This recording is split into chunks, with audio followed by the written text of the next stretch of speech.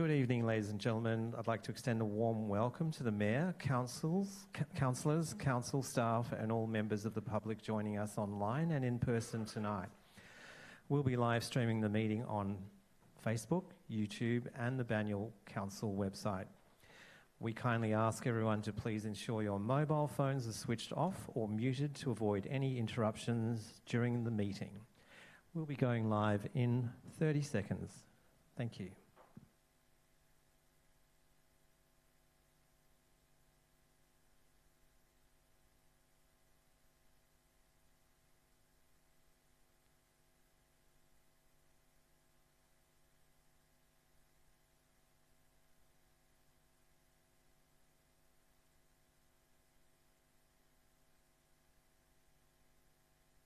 Welcome all to the 1st of September 2025 Council meeting. I open the meeting at 7 p.m. Our meeting is being held on the traditional land of the Wurundjeri Woiwurrung people, and on behalf of Banyule City Council I acknowledge them as the traditional custodians. I would also like to pay my respects to Wurundjeri Woiwurrung elders past, present and emerging, and those who are with us this evening. Our community is made up of diverse cultures, beliefs, abilities, bodies, sexualities, ages and genders. We are committed to access, equity, participation and rights for everyone, principles which empower, foster harmony and increase the well-being of an inclusive community. I will now pass on to the Chief Executive Officer, Ms Alison Beckwith, who will read out the formalities. Thank you, Mayor, and welcome everyone to this ordinary meeting of Council. As the Mayor indicated, my name is Alison Beckwith and I'm the Chief Executive Officer here at Banyule. Tonight's meeting is being held in person in accordance with the provision of Council's governance rules and the Local Government Act 2020. The meeting is also being live streamed by Council's website and Facebook page. Those live streams are not interactive and will have no bearing on tonight's meeting. Any comments or private messages directed to us while the stream is live will not be presented to Council or the Council group. Live streams will be available on Council's website and YouTube pages after tonight's meeting. Council's request to speak methods continue to allow participation of our residents without them having to attend the meetings in person. I'll just take you through some rules of participation. Public question time is held at the end of tonight's meeting. If a submitter is present, they are welcome to read their question as submitted or have the question read on their behalf by a member of the Banyule staff. If not present at the time, the question will not be read out. However, all public questions and responses will be included in the meeting minutes. No statement may be derogatory, defamatory or directed at an individual councillor, member of staff, ratepayer or member of the public. A 2-minute time limit does apply to all members requesting to speak tonight. The timer will be used and a warning will sound at the 1.5 minute mark. And I ask that either the residents or officers that may be reading out on behalf sum up for the last 30 seconds. We ask that all present please check their phones and ensure that it is either switched off or in silent mode to avoid any disruptions to tonight's meeting. I'd also like to remind everyone that Council has a zero tolerance for any form of bullying, harassment or violence. Everyone present in the gallery, community, members of Council staff and councillors are expected to respect the individual views of all others, irrespective of their own views held, and allow everyone to respectfully participate in the Council meeting. For those of you that are in the gallery tonight, if you are departing the chamber while the meeting is still in progress, we do ask kindly that you don't hold conversations until you are outside the building. Noise from the foyer area, both outside the chamber and downstairs, does reverberate back into the chamber and affects those listening at home. So I thank you in advance for that. I will now introduce the councillors in attendance tonight, and I will start to my left. Councillor Matt Wood, representing Hordern Ward, Councillor Alicia Curry, representing Ibbott Ward, Councillor Mary O'Kane, representing Olympia Ward, and Councillor Alison Champion, representing Sherbourne Ward. And to my right, I have the Mayor, Councillor Elizabeth Neeling, representing Beale Ward, Deputy Mayor Councillor Peter Castaldo representing Griffin, Councillor Rick Garotti representing Grimshaw Ward, Councillor Alida McKern representing Charlesworth Ward, and Councillor Mark Di Pasquale representing Bakewell. This evening we are also joined by our executive team. Over to my right, we have Mark Gilio, Director of Corporate Services, and Darren Bennett, Director of Assets and City Services.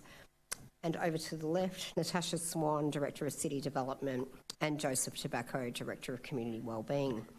Also here representing and supporting the council team are members of the Governance and Integrity team and our IT teams. We thank you all for participating in tonight's meeting, and I'll hand back to you, Mayor. Thank you, Alison. I'll start with apologies, and there are none. Leave of absence, there is none.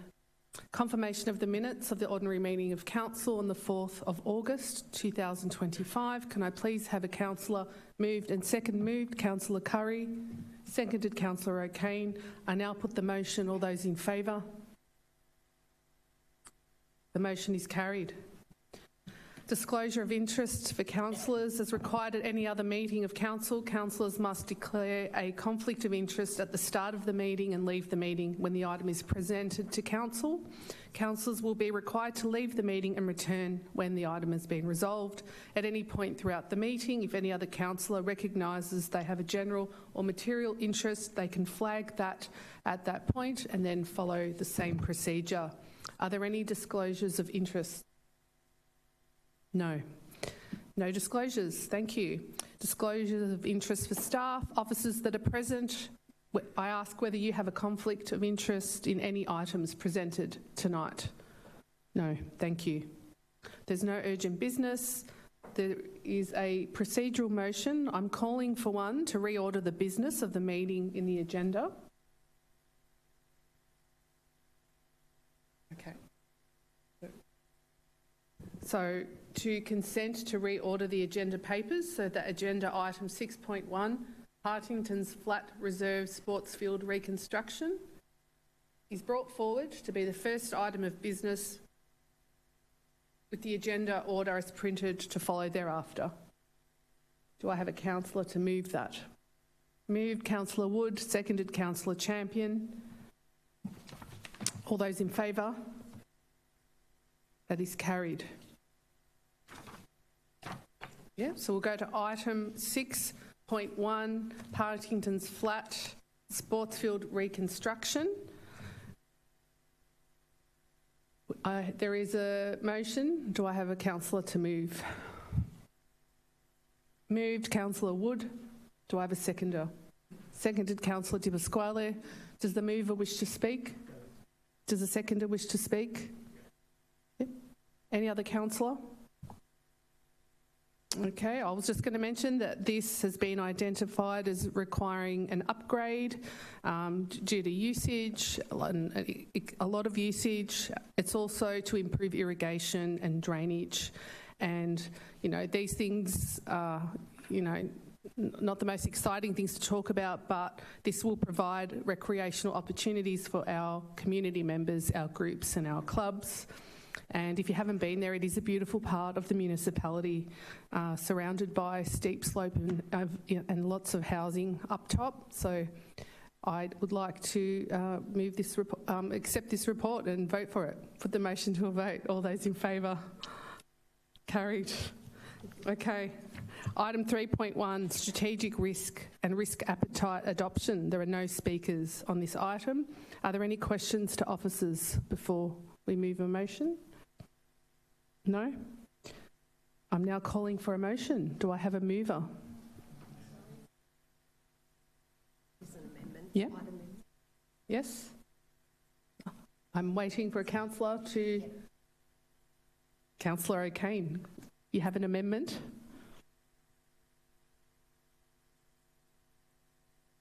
Thank you, Mayor. It's more of a technical amendment of language. Shall I just read it out? Okay, so that Point 1 unchanged. Point 2, note that a correction is required to the risk appetite statement for the category reputation and stakeholder relationships to read reputation, community and stakeholder relationships. Point 3 as is. So moved. Thank you, Councillor O'Kane. Do I have a seconder with this amendment? Seconded, Councillor Garotti. Does the mover wish to speak?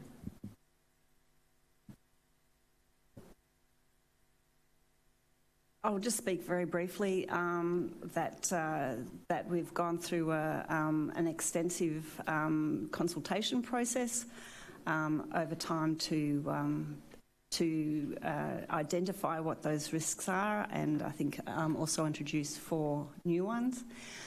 My small point to this is that with the category risk of reputation and stakeholder relationships, that I would like to keep the word community in there, because I feel that community has a different status to council in its relationships than just stakeholders, and I think, yeah, thank you.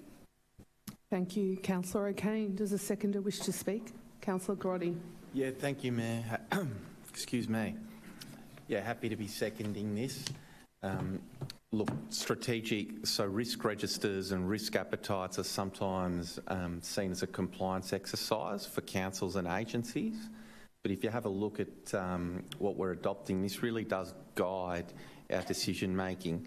And just to give one example, when it comes to strategic initiatives and investments, the council set a risk appetite of moderate to high. Whereas on things, for example, such as regulatory compliance and OH&S, our risk tolerance is low. So what that is showing is, depending on the issue or topic, we're prepared to take on higher risk and higher return for the council and the community, particularly around strategic investment. But on things like OH&S compliance, we're low tolerance, low risk. So this really does provide a guiding platform for how we approach a whole range of policy and strategic decisions that come to the council. Thank you, Mayor. Thank you, Councillor Garotti. Does any other? Councillor Wood.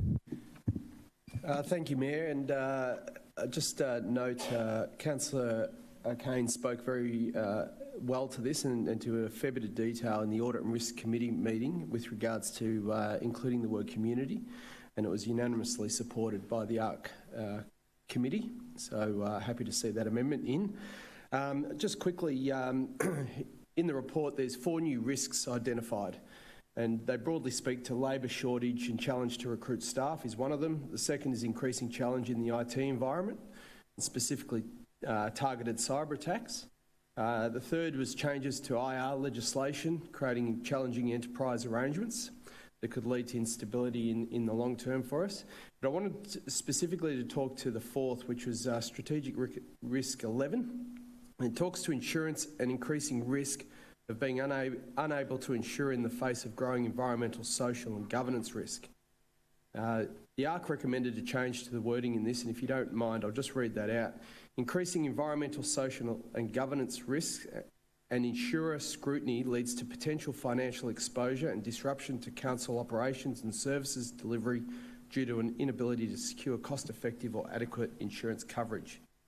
Essentially, this is recognising insurance will be increasingly difficult to secure with more frequent and intense flood, fire and other natural disasters locally and around the world. So climate change is upon us, and it's going to start costing us more money whether we like to accept that or not. I'm also pleased to see adequate recognition from officers to this matter as demonstrated under the Environment and Climate Change Impact Assessment within this report. Thank you, Mayor.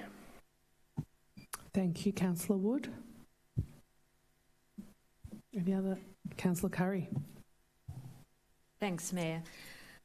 Just to note that the councillors have varying opinions on what their risk appetite is, and councillors went through a strategic weekend and forums where we spoke about what our risk appetite was.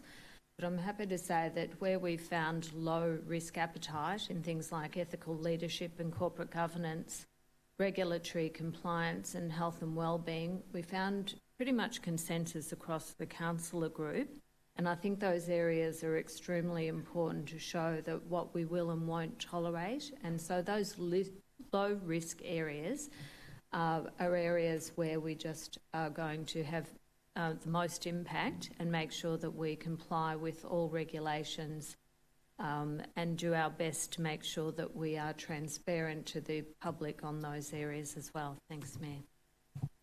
Thank you, Councillor Curry. A lot of my fellow councillors mentioned what I was going to say. This document ensures that risks are proactively identified and assessed and managed. So we've got operational, regulatory, governance, as well as community responsibilities, as Councillor O'Kane has pointed out. And the new strategic risks help councillors and the executive evaluate any uncertainties and potential consequences of them. So this document really does assist us in preventing harm or liability or any service disruption. I put the motion to the vote. All those in favour? The motion is carried.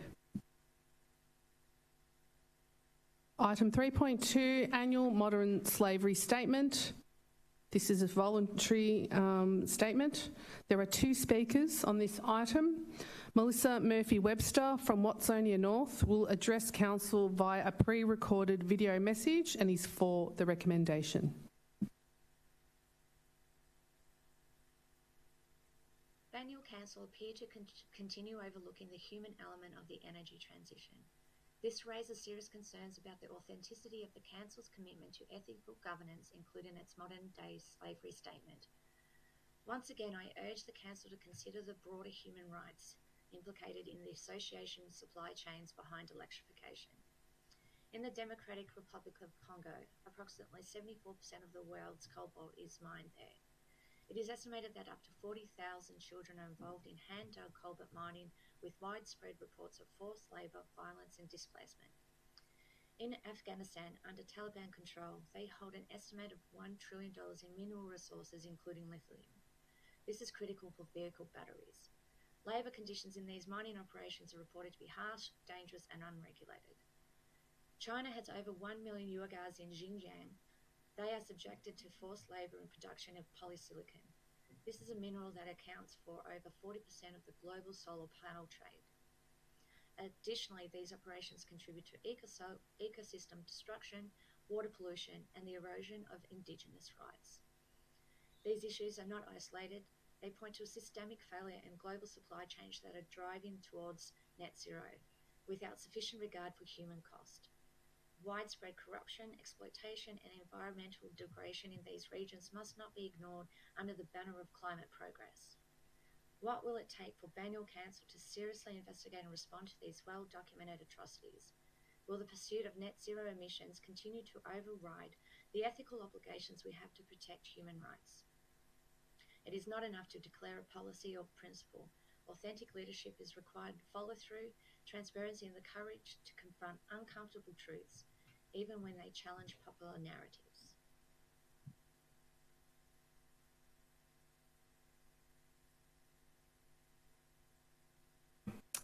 Thank you. Our next speaker is Nina Crawley from Heidelberg West, who's a written statement to be read out by Darren Bennett. Nina is for the recommendation. I thank Council for the preparation of its modern slavery statement. It is a good first step in addressing a complex and concerning issue. Many of the steps you have outlined should be effective in reducing the risk of modern slavery in high-risk areas such as cleaning services. However, what this statement and the proposed actions will do little to address is the risk in the procurement of high-exposure goods such as solar panels and electric vehicles. My question is, given Banyule City Council's leadership in the important area of decarbonisation, will you commit to working with the MAV to use the collective leverage of local government to encourage action from the federal government to diversify solar and EV supply chains and to pressure the Chinese government to end the imprisonment and forced labour of the Uyghur people who are responsible for manufacturing up to 80% of the world's solar panels? Thank you. Councillors, before we move the motion, do you have any questions to officers? No? There's an officer report before you. I'm now calling for a motion. Yeah, thank you, Mayor. So I'd like to move, as per the papers, but with an additional point 4, that Council receives a detailed report on any Modern Slavery Act risks or issues associated with Council's procurement of fleet vehicles and any mitigations that may need to be considered by the Council. The rest as is so moved. Thank you, Mayor. Thank you, Councillor Garotti. Do I have a seconder to this motion? Seconded, Councillor O'Kane. Councillor Garotti. Yeah, thank you, Mayor. Look, I'm very proud of the structure that we've put in place as a council to undertake modern slavery reporting. So this is not a requirement on us as a local government, and my understanding is that we may be the only local government, if not one of a select few across the country, that undertakes this process. And we've opted to do that because of an obligation that we feel as a council on behalf of our community to help ensure the integrity of our supply chain. So when the Speaker draws reference to the fact of Banyule should be doing things, well, we in fact are. And we're in fact one of the very few councils in this country that are doing it. So I'm very pleased with the structure. I'm very pleased with the process and the reporting. The reality is that our supply chain is big and deep, and there are risks associated with it. It's impractical for the officers to go and investigate every element of that supply chain all at once. So with this particular amendment, we're just giving some direction to the officers to say, look, can you have a look at our fleet vehicles, which is a big part of our CapEx expenditure. And we know as well, in terms of country of origin of some of those fleet vehicles, that there may be some issues worth investigating and having a report back. But with that said, very happy to be putting this forward for consideration by the Council. Thank you, Mayor. Thank you, Councillor Garotti. Does the seconder wish to speak? Councillor O'Kane. Thank you, Mayor. I would, on this issue of modern slavery, I wanted to just highlight just how pervasive it is. And while I commend Council to be focusing on a starting point for deep diving into our procurement processes, I just want to highlight how pervasive modern slavery issues are for our daily life. And I'm going to do that using actually the example of prawns, which we all love in our curries, and I think less frequently barbecued than mythologised in our fried rice and our gyoza. Thailand is Australia's second highest source of imported prawns after Vietnam. Just south of Bangkok is a satellite city called Mahachai, where almost all of Thailand's prawn processing exports occur. Its documented population is only 53,000, but it is much, much, much higher because most of the workers there from Burma and Cambodia are undocumented. They are all migrants, most of whom had been lured under false promises or lack of choice and held captive in seafood processing factories, sometimes for years without pay or freedom. But the scale of forced labour and intensity of human rights abuses in Mahachai is small compared to Thailand's fishing industry more broadly. How does this relate to us in Banyule? So when we go to our supermarkets, I don't pick up the prawn gyoza because they're made in Thailand, canned fish, dried prawns. So when Banyule Council's officers order catering in from a local business where there might be fried rice on the menu, how can we check that the prawns don't come from a notorious prawn processing factory? This is not a big case that would damage Council's reputation or erode public trust, but it does speak to the insidiousness, banality of modern slavery in our daily life and our work challenges, and it's a big thing to be able to cover it all. Thank you. Thank you, Councillor O'Kane. Does any other councillor wish to speak? I might add a few words, though it's hard to follow the insidiousness of modern slavery. It's quite a worry. But I do highlight that, as Councillor Garotti mentioned, councils, we are community leaders. We need to ensure that our information is up to date and that our practices reflect council values. And I like that this allows us to embed ethical considerations into our procurement processes and policies. It also encourages suppliers and contractors to meet higher standards. So, and you know, what I like most about the statement is that for 25-26, that transparency will lead to that ongoing ethical improvement at Banyule Council. I put the motion to the vote. All those in favour? The motion is carried. Item 3.3, adoption of financial sustainability strategy 25-29. There are no speakers. Before we move the motion, councillors, do we have any questions to officers? Okay. No questions? I believe there is an amendment. And, yeah, question first. Okay, we'll take questions first. Councillor Wood. Thank you, Mayor. Questions relating to the amendment. Appropriate? Yep. So through you, Mayor, to the appropriate officer, the wording in the amendment that's being presented there talks to major community infrastructure investment. I'm just querying whether or not this will be an adequate definition. And is it clear what's included and excluded? And I'm just wondering if the motion should be read out first.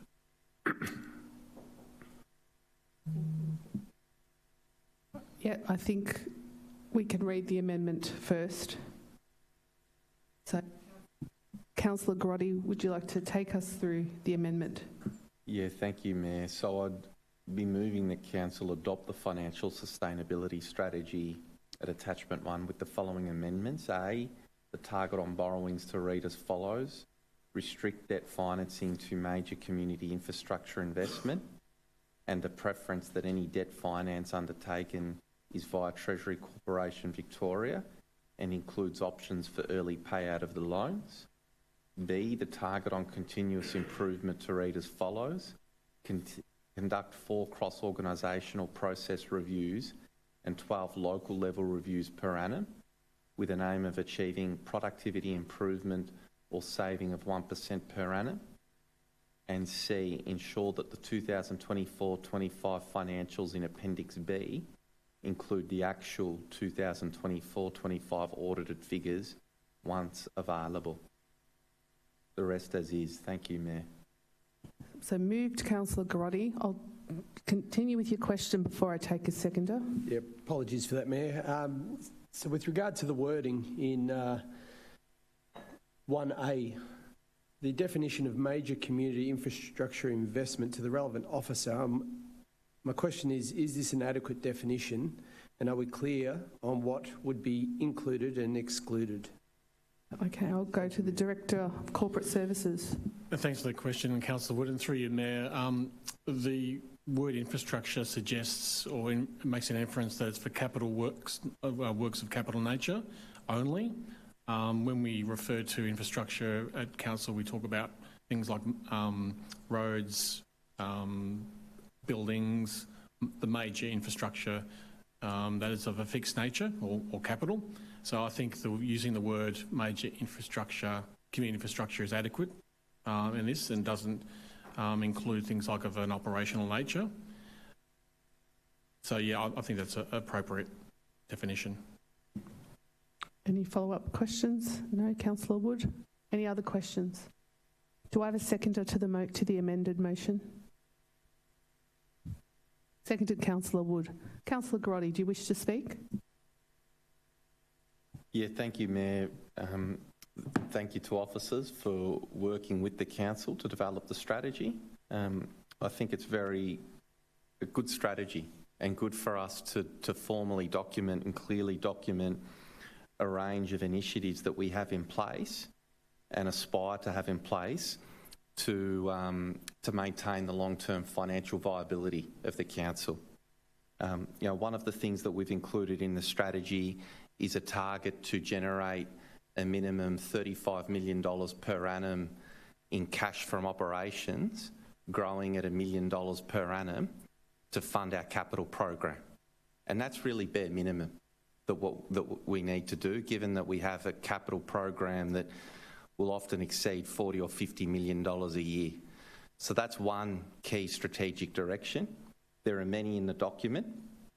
One of the concerns, loans, and with Amendment 1A, I just thought it was important to clarify that we should be looking to borrow if and when we need to, and we're certainly not in that situation at the moment as a council, through the Treasury Corporation of Victoria, where we can borrow at the state government rate, which is quite low.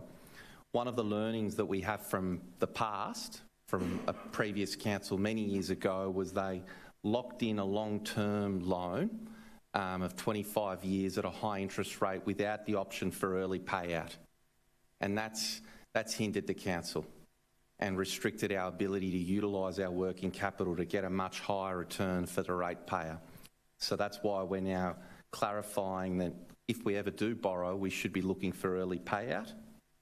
And I suppose the other amendment that I just want to draw upon is that the council does have quite a proactive program of reviewing its services overall, but also at a more local and lower level within the organisation.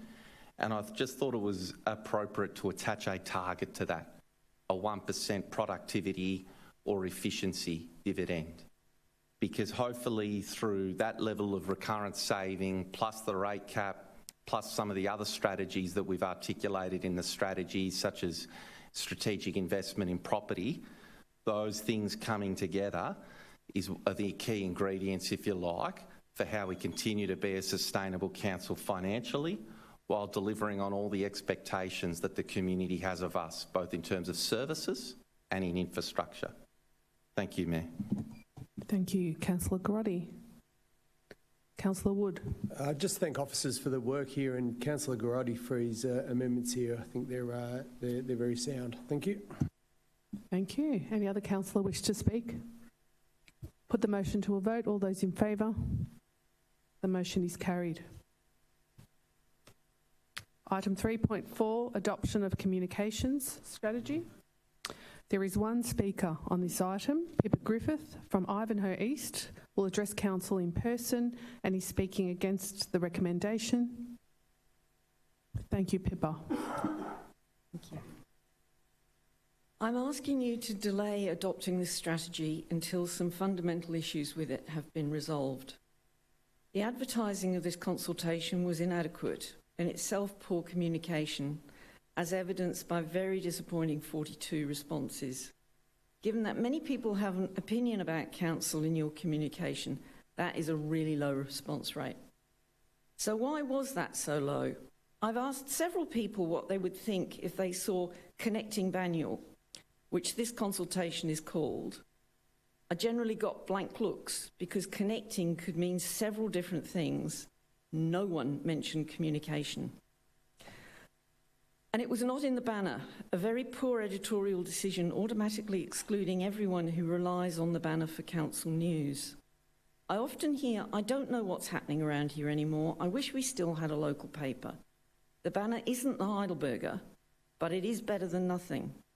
For many people, print is important as it is the way they absorb information. You may all be comfortable reading everything on a screen, but a lot of people are not. The engagement report states lots of support for more digital, but not at the expense of the banner, citing accessibility, digital fatigue, and the unique nature of the physical content, close quote. Recognising that for many people, information read in print is more easily understood and remembered than if it is read from a screen, and the banner is a physical reminder. So I was really concerned when I read that the banner is cutting back from 8 editions to 6, even less communication. If this is intended to make more people use digital and social media, it won't work. The people who will do that will do it anyway, and those not comfortable won't. So it will become a less inclusive and connected community. Instead, this strategy should address the distribution and other issues with the banner and keep it as a significant communication channel. Communication is fundamental to trust. This strategy is intended to support our trusted and responsive leadership. Well, I suggest this failure hasn't helped with improving this level of trust. Thank you. So for this and other reasons emailed to you yesterday, I request you do not adopt this strategy tonight. Thank you, Pippa. Yes, Councillor Grotti has a question. Yeah, thank you, Mayor. I have a question of Pippa, if that's okay. Pippa, have you received a response yet from Sean Nielsen in response to your queries? He's advised me that he sent it. I haven't seen it yet. Okay, no. great, but you've received it. Thank you. Yeah, thank you. Thank well, you. As far as I know, I haven't Yep. haven't seen my email. Thank you. Councillor? Yeah, thank you, man. Just a question through you of officers. So with the adoption of this strategy, how many strategies, what's the tally in terms of strategies that we'll be up to as a council? Thank you, Mayor. I think is this for Director or CEO? Director Joseph. Thank you, through you, Mayor. So currently there are 29 strategic documents that are listed within the Banyule Strategic Plan. As of 2025, there's a further 85 strategic documents which are made up of plans, frameworks and strategies.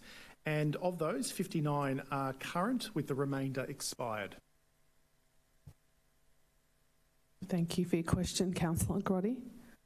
Are there any other questions? Okay. Item 3.4 with an amendment.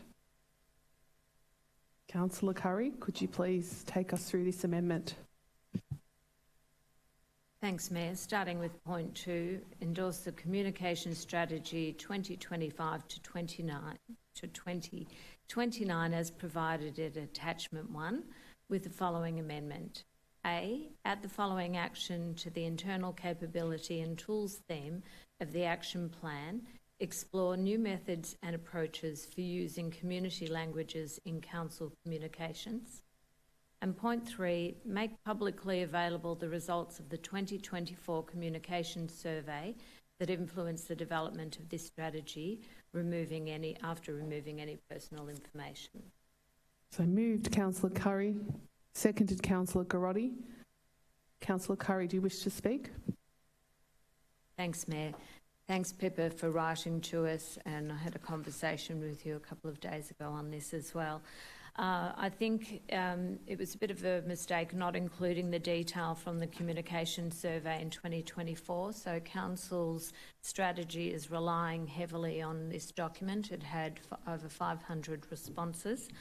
So given that we have it's all pieces of communication around the banner indicate it's very popular, very well used, and is very used with certain populations, including the older population. We won't be looking at reducing the number from 8 to 6. We're happy with the balance the way it is at the moment.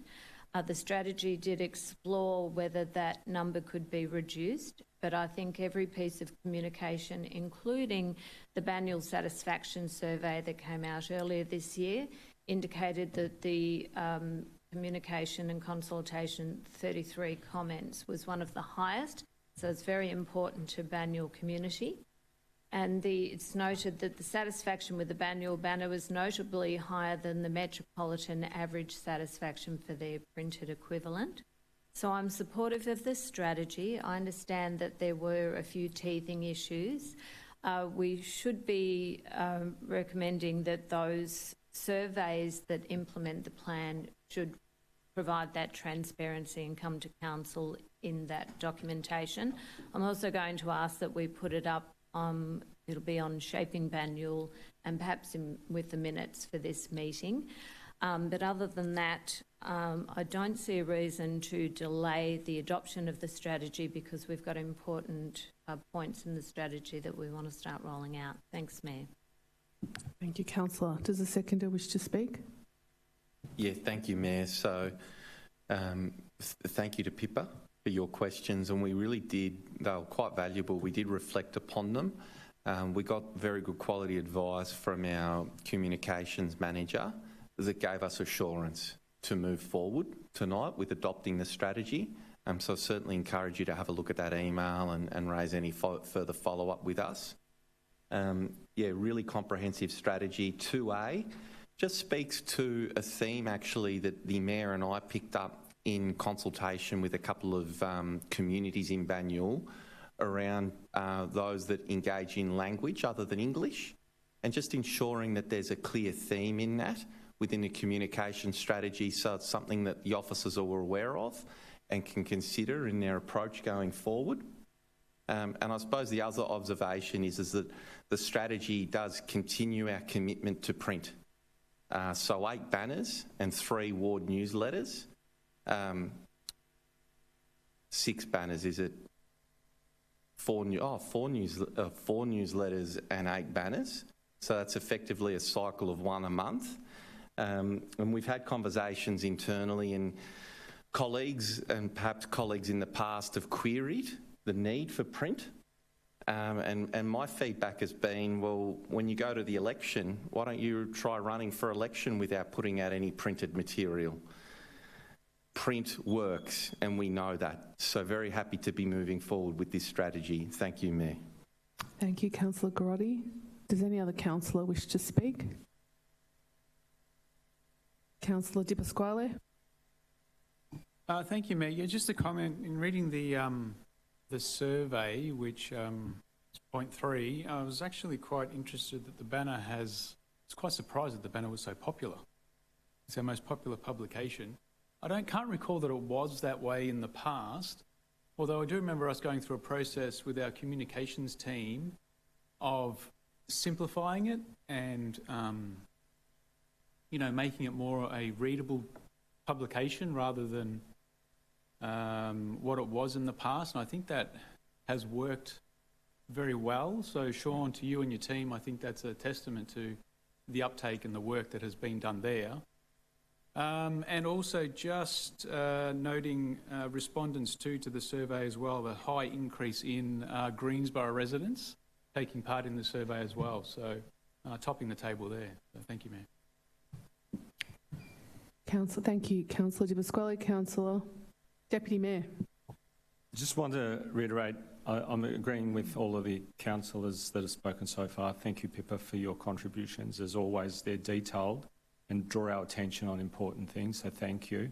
And that has been taken into consideration. Now, there are some challenges with print.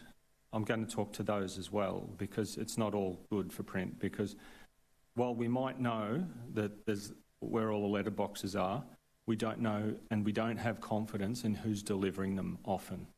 A lot of people aren't receiving them. And like in an election,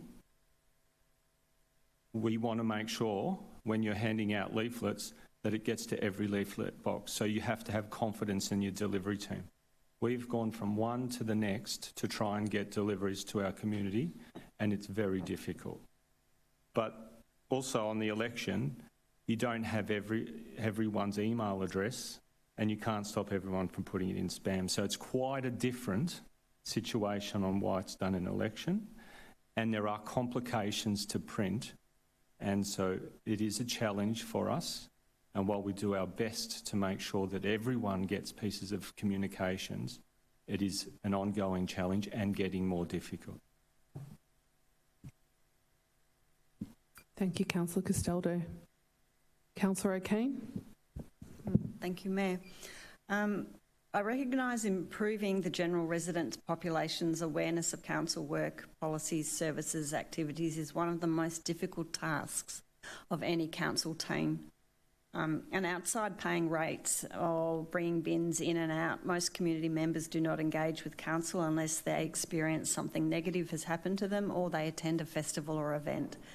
And here lies the very deep challenge that our comms teams have. I commend the comms team for the progress that they are making with this big challenge. However, I would like to encourage the development of processes by which comms can improve the nuanced response to issues emanating from communities, as well as, or on top of, or alongside with the work they do in communicating council's messages to community. Thank you. Thank you, Councillor O'Kane. No. I just might have a go. I just want to thank you, Councillor Grotti, for that addition of point A, exploring an approach for using language, and I think that is definitely a welcome inclusion. Giving some exploration to reach people that we don't normally reach in our community, that may not be able to access some of the services or other things that we provide. So I think that definitely needs to be explored, and I welcome that. I put the right of reply, Councillor Curry. Thanks, Mayor. Just briefly, it is difficult for council to find the contractors to get the delivery out, but I have to mention that letterboxes is not the only place you find the Banyule banner. A part of the strategy is to identify more places where we can contact people. We know a number of people, even in the audience, will pick up a copy from their libraries. We want to find places for notice boards in our local shopping centres to provide written documentation. Councillors can also take up the opportunity of moving through their neighbourhood with Banyule banners in hand, and potentially also using places like coffee shops where communication options are available and we can put in those written documents. So it might not get to every letterbox. We should be exploring how we do that better, but the written communication of being able to pick it up in those important community places is still relevant. Thank you. Thank you, Councillor Curry. I put the motion to a vote. All those in favour? The motion is carried. Okay. Moving on. Yep. Item 3.5, award of contract for cyclic street tree pruning. There are no speakers on this item. Before I move the motion, are there any questions? Moved. Councillor McKern. Sorry, Mayor, moved with an amendment. An amendment. Who would like to take us through that? Councillor Grotti, please take us through.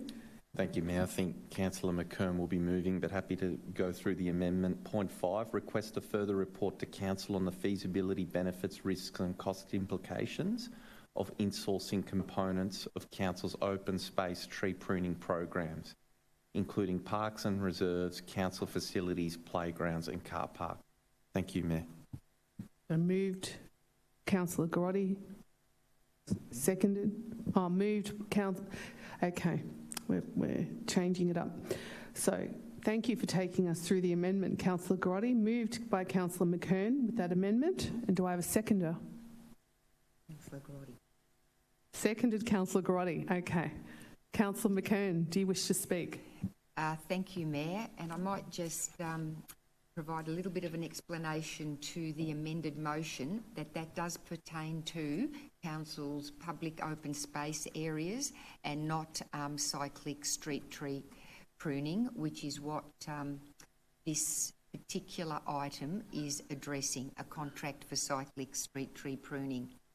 And that's what we're being asked to endorse at this meeting. A contract for a period of 2 years, possibly extended to 4 years, and a total cost of $11.5 million ex-GST. The contract has been some time coming, given that it was previously awarded last year, but the tenderer pulled out due to an undeclared tree pruning commitment with another council. The contract is for the formative and maintenance pruning of our street trees, much of which will involve regulatory pruning of tree canopy around high voltage and low voltage lines for compliance purposes. It is core council business, and while it's appreciated that this work must be delivered, it also serves to remind us of the negative impacts of pruning trees around power lines. disfiguring tree appearance, adversely affecting tree growth and health, and incurring significant ongoing pruning costs. I do think council should be aspiring to replacing overhead lines with underground electrical services, particularly in high-profile streets, to encourage establishment of fully formed canopy trees without the need for high-level pruning intervention. Driving through some of our streets, such as Edmund Rice Parade in Bundoora, demonstrates the appeal and shading quality of allowing trees to grow to their full potential. In those areas, power lines were, or the suburbs were developed with power lines underground. I've had a number of requests from residents to provide forewarning of upcoming pruning works. Residents are encouraged to water their nature strip trees during warm, dry periods, especially during the establishment period of these trees. So it's common for residents to take an interest and develop a sense of communal ownership and care for their street tree. Therefore, residents appreciate knowing when their tree is going to be pruned. Now, I did ask this question of the officers as to whether forewarning might be provided, and was informed that indeed cyclic pruning works are published on Council's website. However, to place notices in letterboxes apparently would require 56,000 properties, at least biennially, to be letterboxed, up to a cost of $60,000 per year. So while feasible, I'm advised this would require further resourcing and prioritisation. So for now, for people who do want to know when their tree is going to be pruned, I advise that they look at the Council's website for forewarning of tree species and areas that are being covered. Thank you, Mayor. Thank you, Councillor. Yeah, thank you, Mayor. I might just make a few comments in regard to point number 5. So this contract is $11.5 million, or rounded up $12 million over 4 years, or $3 million a year. So that's a substantial spend for council. It's 5% of our materials and services expenditure, and 1.5% of our total expenditure as a council. So I think it's appropriate for us to make sure that we're optimising value for money for council and the community with that expenditure, and to look at insourcing of the service, or at least the components of the service that make sense. So very keen to see this report come back. There's a lot of cost associated with outsourcing that hopefully can be mitigated through insourcing. So I'm hopeful that we might have a report come back that says, yeah, it's an opportunity for council, and there might even be some savings on the table. Thank you, Mayor. Thank you, Councillor Grotti. Does any other councillor wish to speak? Councillor Di Pasquale. Thank you, Mayor. Yes, just quickly, yes, it is significant spend, but definitely essential. So we do need to make these decisions very seriously. I think point 5 is a good addition. I think if we are looking at initiatives, and if we can insource where we can, I think over the years, especially looking at other councils as examples, those services that have been outsourced, sometimes you get a very good price and, promises early on, and then as the years roll by, the deal gets worse and worse, and then to bring it back into house is quite an issue. So just to always have that on the table, I think is a very good idea. What comes of it, we'll wait and see, but I think looking at it as a council, we should be vigilant with regards to possible possibilities like this. Thank you. Thank you, Councillor. I put the motion to a vote. All those in favour? The motion is carried. Item 3.6, redevelopment of Yallambee Park Pavilion and public toilet. There are no speakers on this item. Are there any questions to officers, councillors? No? There's an officer report before you. Do I have a mover? Moved. Councillor Wood. Seconded, Councillor Di Pasquale. Councillor Wood. During the election, I was reminded more than a few times that Yallambee was the forgotten heart of Banyule. So I'm thrilled to see Yallambee in the chamber tonight. Very pleased to see this contract presented. This project was first initiated in 2021. It's well overdue and much needed for the Yallambee and surrounding areas. The project has had a few hurdles and it should be acknowledged that the contract cost has risen from where it started due to increased construction costs post-COVID. I was pleased though to see that there was a proposed separate toilet upgrade planned for the park, and officers have been able to incorporate the two projects together for efficiencies, which is really great. This pavilion primarily services the Banyule Bulls Soccer Club, very successful sporting organisation in Banyule. They've got a couple of men's teams that play in State League 1, a senior women's team, of which one is in the Victorian Premier League, a Masters program, and notwithstanding their juniors program. So it's a worthwhile investment for the City of Banyule, and with their co-tenant at Yallambee Park, that is the Yallambee Tennis Club, I'm very pleased to see well overdue attention and investment into the area of Yallambee. Just wanted to mention it one more time. Thank you. Thank you, Councillor Wood. Councillor Di Pasquale.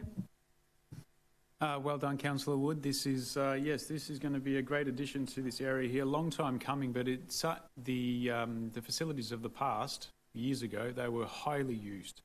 And as they fell into disrepair and became, I wouldn't say unsafe, but unsavoury to go in there.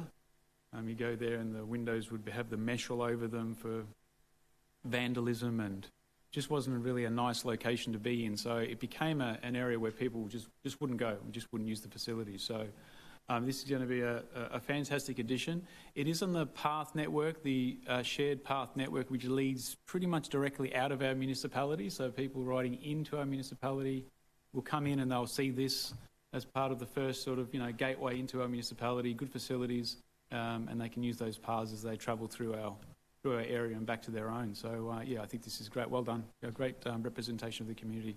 Thank you, Mayor. Thank you, Councillor. I put the motion to a vote. All those in favour? The item is carried.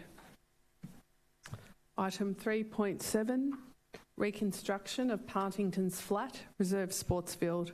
There are no speakers on this item. Are there any questions to officers? No. Can I have a mover? Moved, Councillor Di Pasquale. Mayor, you can't move, can you? I cannot. You cannot. So moved? I'll second it. I can second it. Councillor Di Pasquale. Thank you, Mayor. Yes, this is on the border of our wards. It's in your ward, but the river is the border of our wards. Very highly used area. Not only for sporting, but this area of the municipality in the north is used a lot for recreation. There's some fantastic hills off the back of this area, off the back of this reserve, that you can actually see all over the hills of Greensborough. If you haven't been there before, it's a great scenic walk, look out, quite strenuous actually, it's quite steep. Yep. So this is definitely needed right in the reserve there with regards to the old facilities and upgrading them for the users and the clubs there. So we fully welcome it. Thank you, Mayor.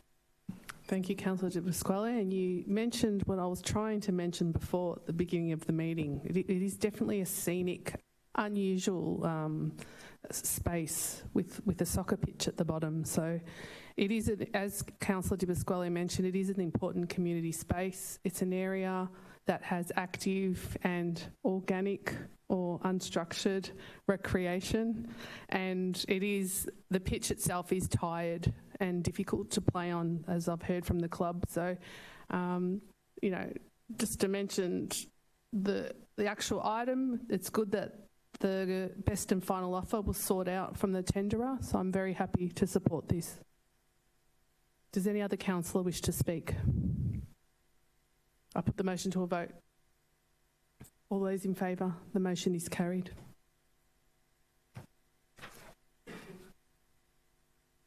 Item 3.8, Audit and Risk Committee minutes from the 11th of July 2025. There are no speakers on this item. We have a mover. Moved, Councillor Wood. Seconded, Councillor O'Kane. Councillor Wood. Yeah, thank you, Mayor. Just to note, it's the Audit and Risk Committee minutes and also the biannual report. So I'm happy to move both the report and the minutes from the last ARC meeting in July. Just quickly, I'd like to acknowledge Independent Committee Representative Greg Rimmer-Holliman, who concludes his second term this month after 5 years of service. Greg's made a valuable and lasting contribution to the audit and risk environment. We thank him for his efforts and wish him well. So Council continues to maintain a majority independent committee as required by legislation. Fortunate to have the expertise of Lisa Young, who joined us in February 2024, and our Chair Marilyn Kearney, appointed in December 24, and Jonathan Kivalides, who commenced in March this year, along with Councillor O'Kane and myself. Over the past 6 months, the committee has reviewed no less than 31 reports across 2 meetings, some 724 pages of material, not for the faint-hearted, I can tell you. At our most recent meeting, we commended the executive management team for its responsiveness. Significant progress has been made in addressing the 33 outstanding recommendations, and Council's risk management framework continues to mature steadily. Particularly thank Officer Tony Taldo and her team for the commitment to this important work. The committee also endorsed a 2-year extension to the contract of our internal audit provider, Asta Advisory, and I'll speak to this in the next item. A quick note on safety and wellbeing. The committee requested an update on PR11 heavy vehicles. A comprehensive review is now underway with findings to be reported in September. I just thought it was worth noting this one. Also, somewhat concerning was the discovery that incidents and near misses involving contractors, as opposed to our own staff, are not consistently being captured or reported back to Council. This gap is unacceptable in my opinion. Regardless of who pays an employee's wage, we have an obligation morally and legally to enable all personnel to go home in the same condition they arrive for work. Following the ARC meeting, Council has visited 2 construction sites, incidentally, and I observed breaches of basic OH&S practice, practices that, again, in my view, are unacceptable. I reported these to officers for follow-up. They've since triggered further discussions and meetings with senior officers regarding our OH&S culture and Council sites and activities, and I'm pleased with the officers' response in this matter. For me, the priority is clear. Compliance is essential but not enough. Our responsibility is to ensure that every person working on our sites, staff or contractor, goes home safe, 10 fingers, 10 toes every day. And this must remain our uncompromising standard. Thank you, Mayor. Thank you, Councillor Wood. Councillor O'Kane. Thank you, Mayor. Thank you, Councillor Wood, for that really comprehensive, detailed and extra information that you've included in that. That was actually was really interesting for me to hear the extra steps that you've gone to as a result of our participation in the meeting. I probably don't have that much more to add. It was the first meeting for all new committee members present, and the quality and preparation that the independent members put into the process before the meeting meant that many issues were covered or flagged prior to it. This resulted in a highly professional, fast-paced discussion where needed. I'd say thanks to all independent committee members leaving and arriving, that the transition into the new committee has been successful and to the benefit of Council.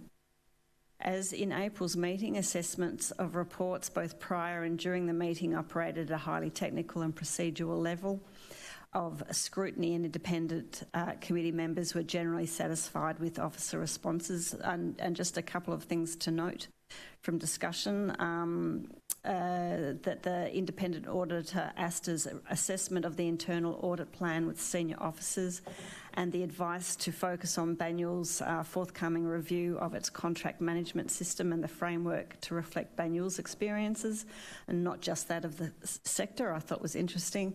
That Banyul's building safety and pool SPA compliance was well established and effective, with a big tick there. And various emerging society and sector-wide issues relating to cyber security also got discussed in significant detail, and that Council is making commendable progress in reducing the outstanding actions identified through internal audits was also very encouraging to hear. Thank you. Thank you, Councillor O'Kane. Councillor Grotti. Yeah, thank you, Mayor. Just like to thank Councillor O'Kane and Councillor Wood. just from my read of the minutes, it looks like the committee is functioning very well. And we're grateful for the work you're doing on our behalf, because you're our conduit into that committee, and it looks to be functioning very well. So thank you both. Councillor Di Pasquale. Thank you, Mayor. Yes, I'd like to echo that. Thank you very much to the councillors who are the delegates on the audit and risk. Newer councillors to our group, and I must say I remember 10 plus years ago when I went to my first audit and risk committee meeting. I remember reading all the papers beforehand. It's extensive. Sitting there during the meeting, I'm thinking, are they speaking English? It is so confusing, and it takes a lot to get your head around. And I can't imagine how much, with regards to the risk of computerisation and cybersecurity has really, I think, escalated over the last probably 3 to 5 years, maybe. When I first began on this council, we really weren't speaking about that, and now you are. So thank you very much for bringing that information back to us. So it's ever evolving, but yeah, I just want to commend you for taking it on, bringing the information back to us and getting your head around it so quickly as new councillors. So thank you. Thank you, Councillor Di Pasquale. Any other councillors wish to speak? Look, I wasn't going to speak, but I think you've all inspired me to. It is important for councillors to be on audit and risk, and it's good for us to share those roles around. It's been good having in the past Councillor Garotti with his accounting background on the committee, but also very, very good to have Councillor Wood with his risk knowledge from his own experiences, and also Councillor O'Kane with her community lens on the committee, because that does add value. So I thank you as well. We're in a thanking mood, so I thought I'd add to it. Okay, I'll put the motion to a vote. All those in favour? Thank you, councillors. I thanked you for voting.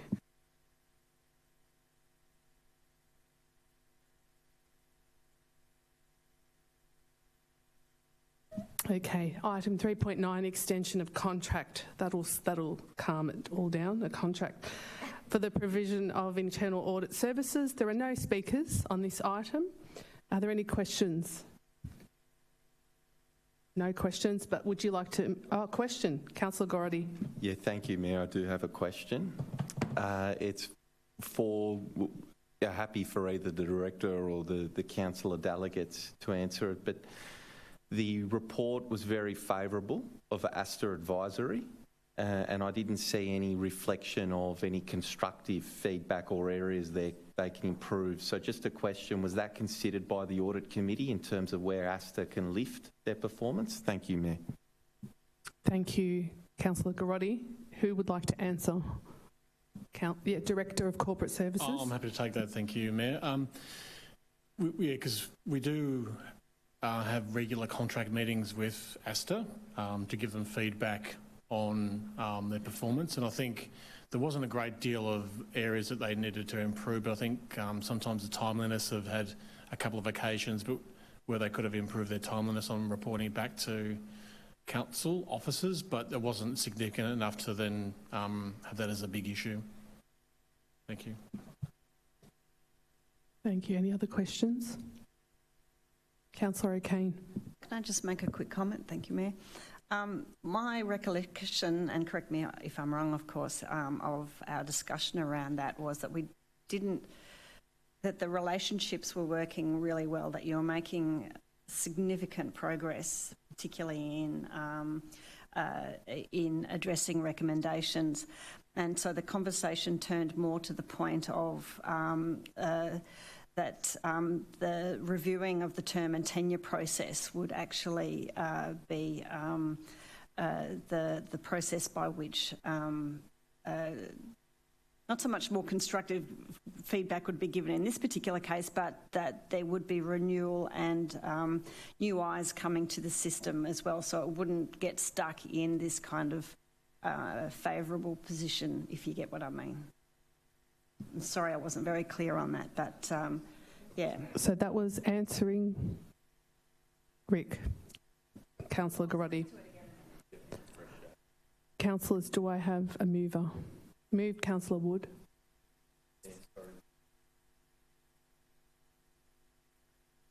I'm not.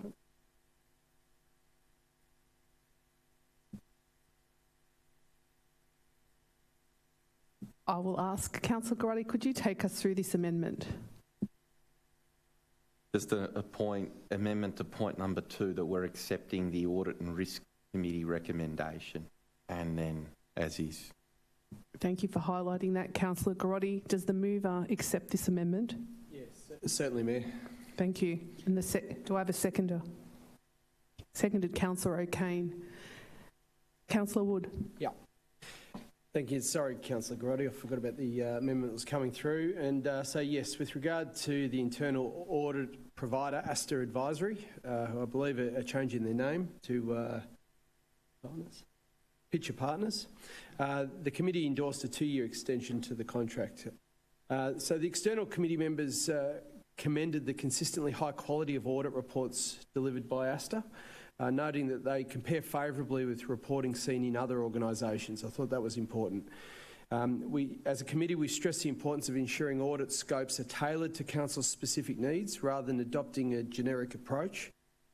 Scopes must reflect meaningful engagement with the executive management team and align with the Council's enterprise risk framework. While this has generally been achieved, the committee advised that it should remain a clear focus during the term of this extension.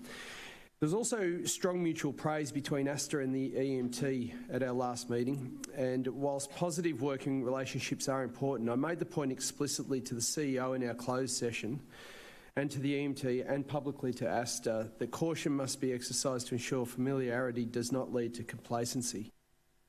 And this is reflected in the report. So finally, on that point, I sought direct feedback from our independent committee members on best practice in the sector regarding appropriate contract terms for audit providers. How long is too long? Respectfully. So the information I got from the external committee members, I'll be referring to in 2 years' time on a contract renewal. Thank you, Mayor. Thank you, Councillor Wood. Councillor O'Kane. Thank you, Mayor. Councillor Wood covered all the points I was going to make. Thank you. Thank you, Councillor O'Kane. Councillor Garotti. Yeah, thank you, Mayor. I just thought it was important, the amendment in 2, to note this has gone through the Audit and Risk Committee. It's the only contract that will go through that committee and then come through here. So I thought that was important to highlight. Clearly a lot of due diligence has gone into this, which I'm grateful for. And I appreciate Councillor Wood's comments as well, that there's an awareness there and lens of continuing to hold the auditor to account. Thank you, Mayor. Thank you, Councillor. Any other councillor wish to speak? I put the motion to the vote. All those in favour? The motion is carried. Item 3.10, endorsement of annual procurement plan. There are no speakers on this item. Are there any questions to officers, councillors? No. There's an officer report before you. I'm now calling for a motion. Do I have a mover? Moved, Councillor Garotti. Seconded, Councillor Di Pasquale. Councillor Garotti, do you wish to speak? Yeah, thank you, Mayor. Just to thank officers for the report. Very transparent report, including the transparency regarding all of the occasions where the Chief Executive has exercised her delegation to seek an exemption. So I hope that this report provides a high degree of transparency and assurance to the community.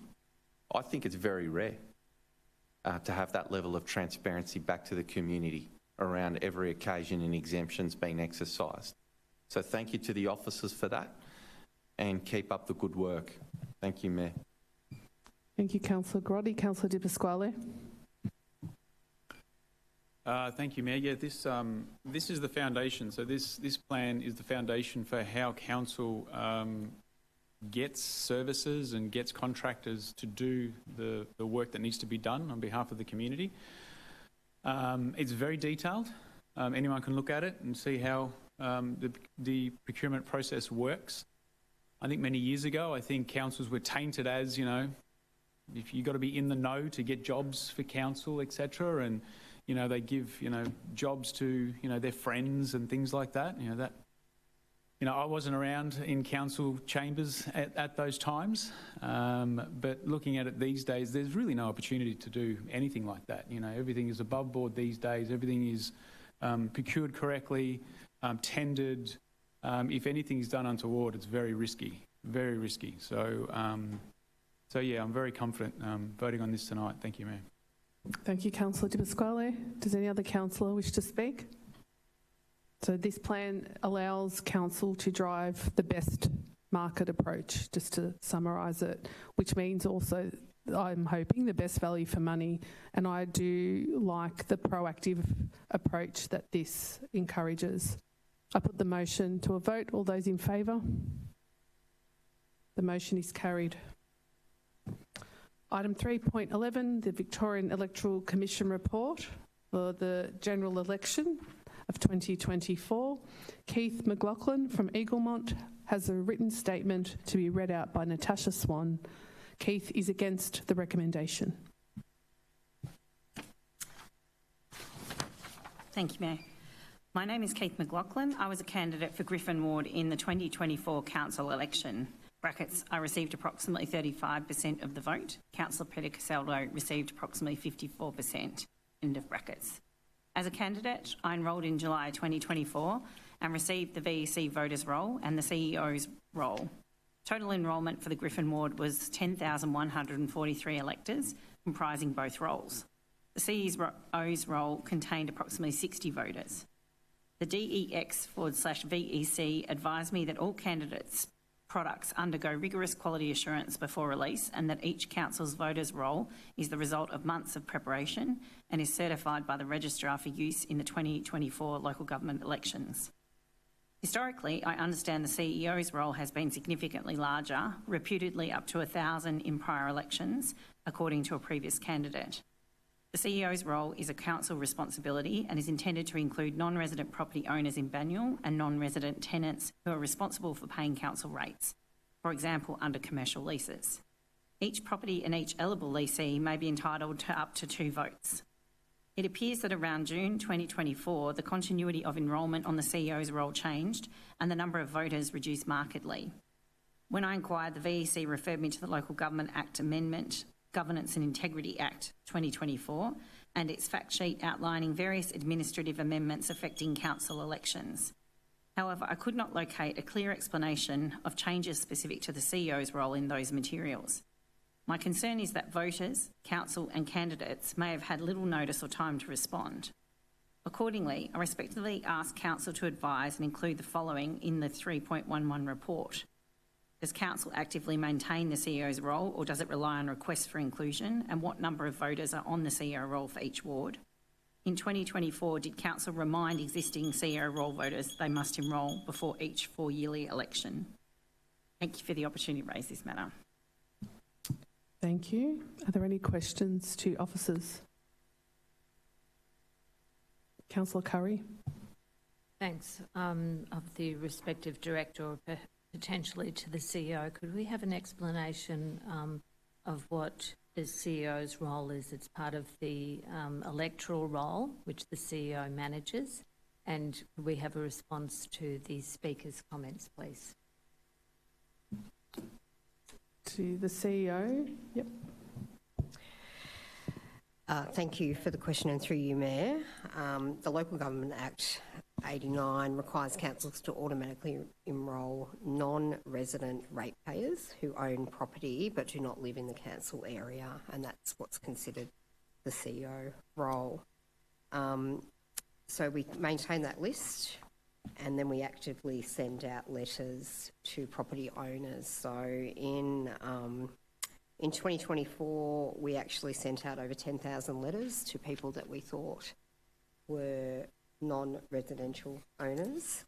We had our CEO role as part of the 2020 Act. We identified 526 that were sitting on that list, and non-resident owners were 14,769 in total. We work closely with the VEC. The Speaker in question is saying, have we kept the records right? We have, to the best of our knowledge. We continue to work with the VEC and work very closely with them, with our rates team, to make sure that we get the roll right. For the election that was held, we had in all of Banyule just over 8,700 people that failed to vote, and 7,400 people received infringers notices. So it's a pretty scrutinised process, and we maintain records and update those every 4 years as well with the VEC. Thank you for your question. Do you have a question, Councillor Di Pasquale? Yeah, thank you, Mayor. So in the report, we have 84% participation rate. That's quite a high non-participation rate, I would see, in a compulsory election where one has to vote. Where do are people sent infringement notices? And I think our CEO has answered that. But how much of those monies, how much does that raise, and where does that money go? To the CEO. Yeah, through you, Mayor.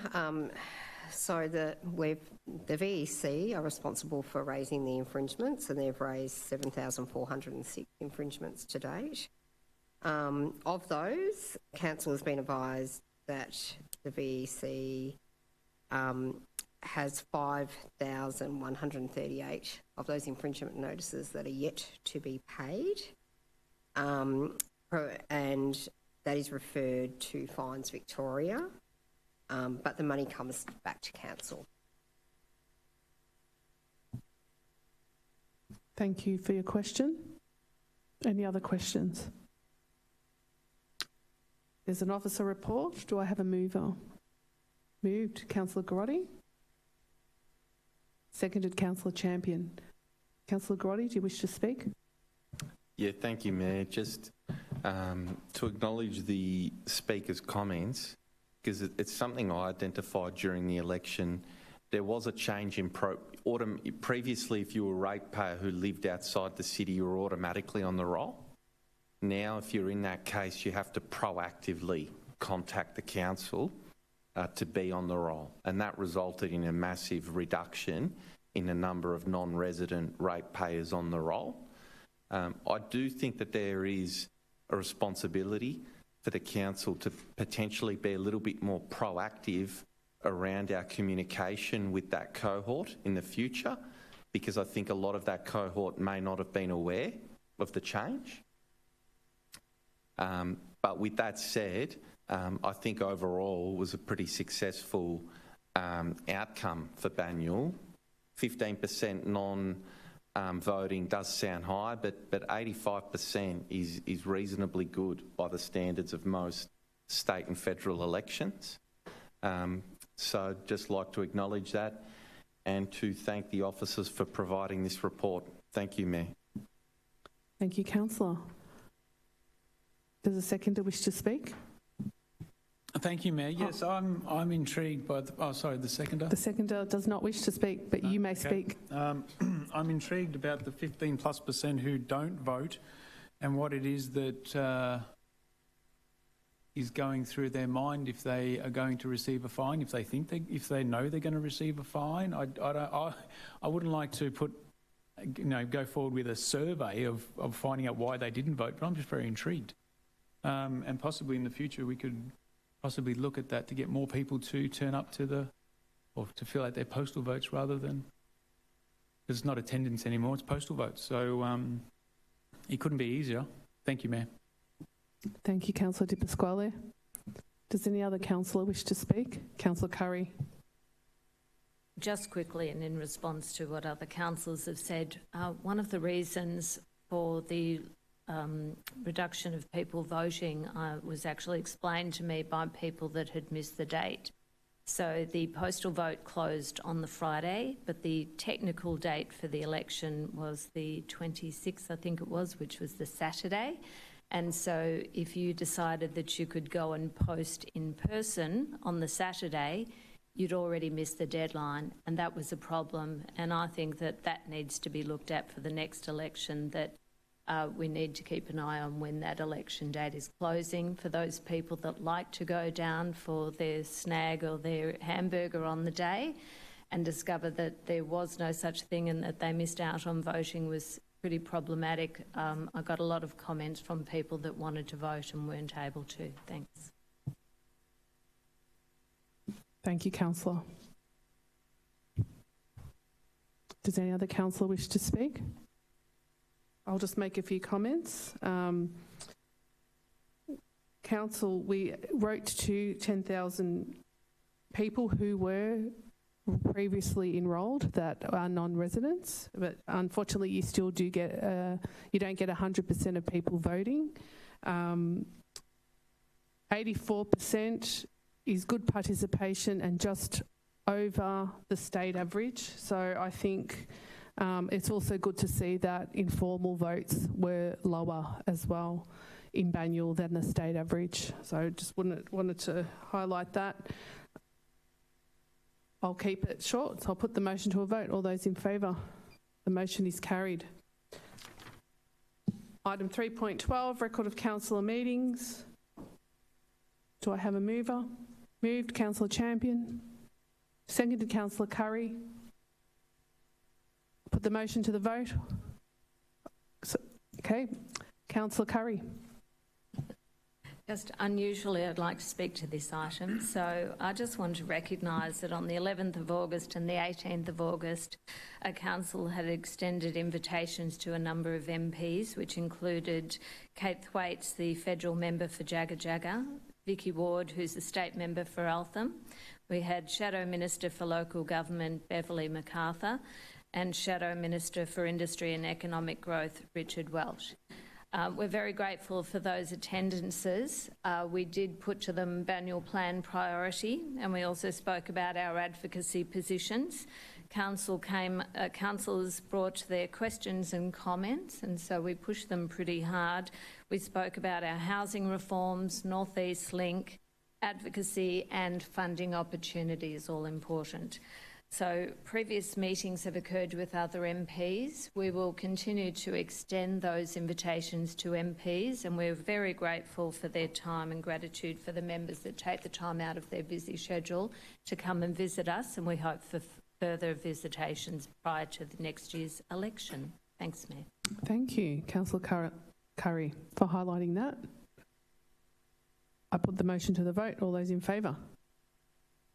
The motion is carried. Item 5.1, adoption of biodiversity strategy 2025 to 2035. There are two speakers on this item. Pippa Griffith from Ivanhoe East will address council in person and is speaking for the recommendation. Thank you, Pippa. Thank you. I'm really pleased to be able to congratulate Paul Davis and everyone involved in developing this very comprehensive, excellent strategy. There are a number of highlights. Embedding biodiversity within council functions and strengthening planning scheme protections for biodiversity to retain more vegetation are both fundamental to actually achieving targets such as the 30% canopy cover, with the associated benefits for wildlife in addition to benefits for humans. The emphasis on recording and reporting robust information is also fundamental. If we don't really know what we've got now, we can't know if things have actually improved or not. It recognises the need for maintenance of existing plants as well as planting new ones, sadly lacking in the past. And working with private landowners is so important. A major area of vegetation loss is in the rebuilding on single blocks of houses that are so much larger than the one they replace. No increase in population, just in the building footprint. These are only some of many good things about this strategy. Personally, I would like to see the planting targets set higher. Is 25,000 a year actually doing much more than replacing what we're losing? The hyperlinks are a great idea. I searched for the No Local Extinctions and Wildlife Corridor plans on Banyule's website, found neither, so a working hyperlink would make that much less frustrating. There are a few minor details could be amended. A glossary would be useful for things like the difference between weeds and pest plants. Quick reference guide would be useful for newcomers to biodiversity.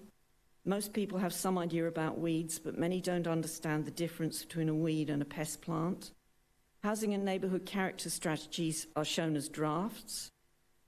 Some figure numbers in the text need adjusting, and there are 2 objective 15s. And VINC is mentioned for the plant voucher program, but has not been part of that scheme for a while now. We must do what we can to preserve and enhance the biodiversity around us. We owe it to future generations. So it's great to see a longer-term approach, and I ask you to adopt this strategy. Thank you. Thank you to Pippa. Our next speaker is Michelle Jovis from Heidelberg, who will address Council in person and is speaking for the recommendation. Thank you, Michelle. Thank you. I'm representing Friends of Banyule, and we support the adoption of this important strategy. It has been reviewed and had considerable input from BCAC, and it has been up for extensive consultation with concerned environmental groups. It builds and improves upon the previous strategy, and it better aligns with council documents such as the Municipal Public Health and Wellbeing Plan, the Urban Forest Strategy, Climate Change, Integrated Water Management, and Open Space Neighbourhood Character.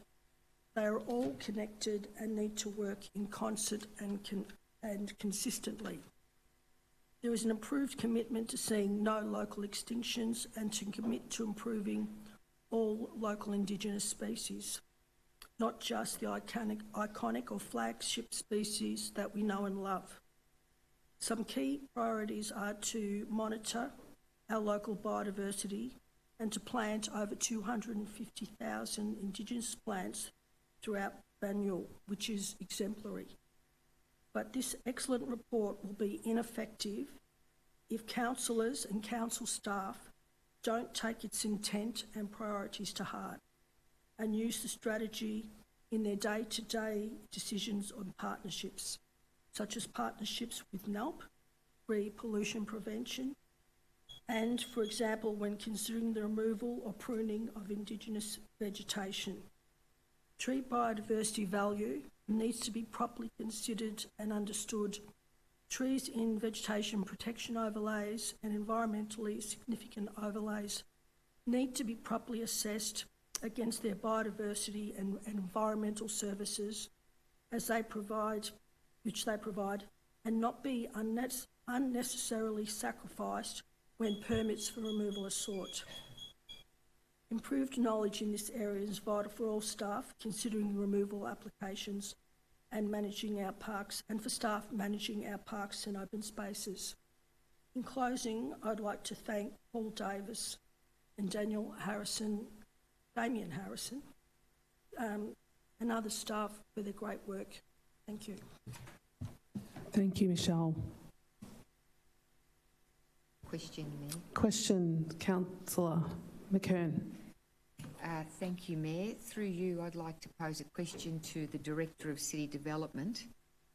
It is interesting, Director, that both speakers have spoken to probably the main KPI that's shown in the action plan for the strategy, and that is the planting of 250,000 Indigenous plants over the 10-year period. Could we have a response to the first speaker, Pippa's question, around the 25,000 plants a year? Is planting those plants going to serve more than replacing existing, or is it actually an increase or enhancement on existing? Through you, Mayor, I would have to take that question on notice. I don't have that data available at hand. Thank you. If the response could be provided to the councillor group and also to the speaker, that would be appreciated. Thank you. And I might also, as a second part to that question, I did notice that the planting of the proposed Indigenous plants was to be in general landscape areas. Can we know exactly where those plants are proposed to be planted? Is it within the 52 bushland reserves we have? If so, where? It would be useful for us to know, particularly in relation to friends groups involved in maintaining some of those reserves? That's a question on notice, or the Director? Yeah, we don't have anything specific that shows the planting of all of that, so that's something that, as I understand, the team plans for each year when they're looking through their work. Yes, in part, I would have to take that on notice because I don't know how far ahead those plans are developed in order to be able to answer that and identify exactly where they're planted. I would be hypothesising, so no, I'll take it on notice, thanks. And just a third question in response to your comment just now, Director. If indeed plans haven't been developed for the planting of the 250,000 plants, how has the team come up with that being the requisite number? Through you, Mayor. So, as previously stated, I couldn't say whether plans have been or have not been developed, so I certainly couldn't explain as to whether an absence of a plan has affected those numbers. I would need to ask the first question in order to be able to answer the second. Thank you. Be made to all three queries. That would be appreciated. Thank you, Councillor. Councillor Curry? Thanks, Mayor, and I believe this question through you will go to the Director for City Development. My question is in relation to Goal 5, strengthen the planning scheme protections for biodiversity. What is the impact of the housing reforms on the current planning scheme and the impact to the biodiversity potentially on those schedules in relation to zones or overlays? Thank you. Director. Thank you, and through you, Mayor. So I would say that the impacts of the planning reforms have been in part a change in direction. We're not yet clear how profound the changes are, but we do know that we've lost the capacity to use the schedules for our zones for the purposes of biodiversity and tree protection. We do, however, have retained our environmental and landscape significance overlays across the city. And so part of our implementation of the housing and neighbourhood character strategy work, and particularly those allied actions around biodiversity improvement, will focus our efforts now back onto those overlay controls and exploring what opportunities we have through those to increase their efficacy, I guess, in protecting and helping preserve and grow biodiversity across our residential areas. It certainly does present a little bit of a challenge in that we did have some reduced site coverage requirements in our residential zones in some of our environmentally sensitive areas. So we just need to rethink how we use those overlays to effectively achieve the same outcome without, I guess, a more arbitrary control like a site coverage provision. And the team's currently working through that as part of that implementation. And follow-up question, I understand the team is doing some work for our planning scheme. Could you advise when that strategic work will be done and when we'll see some results on how that impacts these provisions, the housing provisions? Thank you, and through you, Mayor. At the moment, with our current schedule, we're looking to coming back to first test some of the early work that we're doing with councillors in early October as part of our normal briefing processes. But I feel like we would not likely be in a position this year in order to commence that process formally, because there's quite a bit of movement still in the planning controls and we're still seeking advice on a number of our approaches. But we're hoping that some of the work, for example, some of the design guidelines and other supporting tools might move at different paces, but that's still a work program that is a work in progress. Are there any other questions, councillors? Okay, we're going to move to a motion. There is an amendment. Councillor McKern, could you please take us through the amendment? The amendment refers to point 6, and that is that Council receives a copy of the draft biodiversity monitoring program, which will identify and monitor the status of biodiversity across the city for formal council adoption, noting that further funding is required for the development of this program. Moved Councillor McKern. Do I have a seconder? Seconded Councillor Curry. Councillor McKern. Thank you, Mayor, and thank you to our speakers this evening, and thank you to everyone in our community who has contributed their thoughts and comments to the development of this draft strategy that we're being asked to endorse tonight. As has been mentioned by our speakers, there's been a lot of consultation, a lot of interest. And it's no wonder, really, given that our community has told us that it values Banyul's natural environment and that it's a core reason why people choose to live here. So it's important that Council invests in long-term strategic planning for biodiversity, especially given that biodiversity in Victoria is in decline. Victoria has lost about 80 species of plants and animals, and nearly 2,000 are at risk of extinction. This is a 10-year plan that Council is being asked to endorse to guide the direction of our conservation over that period, but also a review is in order after 5 years. I'd now like to speak to 2 points of the strategy, action plan KPIs and friends groups, which residents who are involved in conservation in our city have raised with me as perhaps requiring more work. It's been a repeat criticism of previous biodiversity strategies in Banyul by knowledgeable conservationists in our community regarding the shortage of KPIs and subsequent fuzzy measurement of strategy implementation and accountability.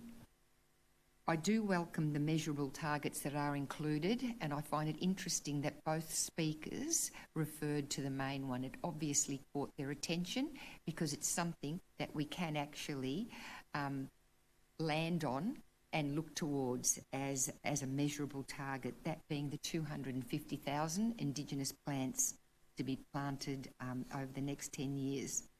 But the strategy generally does appear to fall short of a comprehensive range of KPIs. And for this document to be taken seriously, the action plan does need to be fielded with measurable and trackable KPIs. Essentially, that goes for all the strategies we produce in our city. So Objective 1.1 does speak to developing the BMP, which we have now referred to as an amendment to the motion to as a means of highlighting greater number of KPIs. I also want to make a comment regarding friends groups because they are an integral part of the management of our Indigenous bushland areas. We have 12 friends groups in Banyul that manage 12 reserves, leaving 40 that aren't actually, don't have the pleasure of being cared for by a friends group. A request for a stretch goal to double our friends group to 24 was a council initiative that I tried to get up, but unfortunately it wasn't supported. We as a council are in a great position with resources and connections and a remit to foster community connections to initiate more friends groups. This doesn't mean that we would actually run them in perpetuity, but in terms of getting them up so that they can be self-managing, can only be a boon to this council. Thank you, Councillor. Please sum up. Yep, thank you. And we know that they do incur considerable cost savings to us.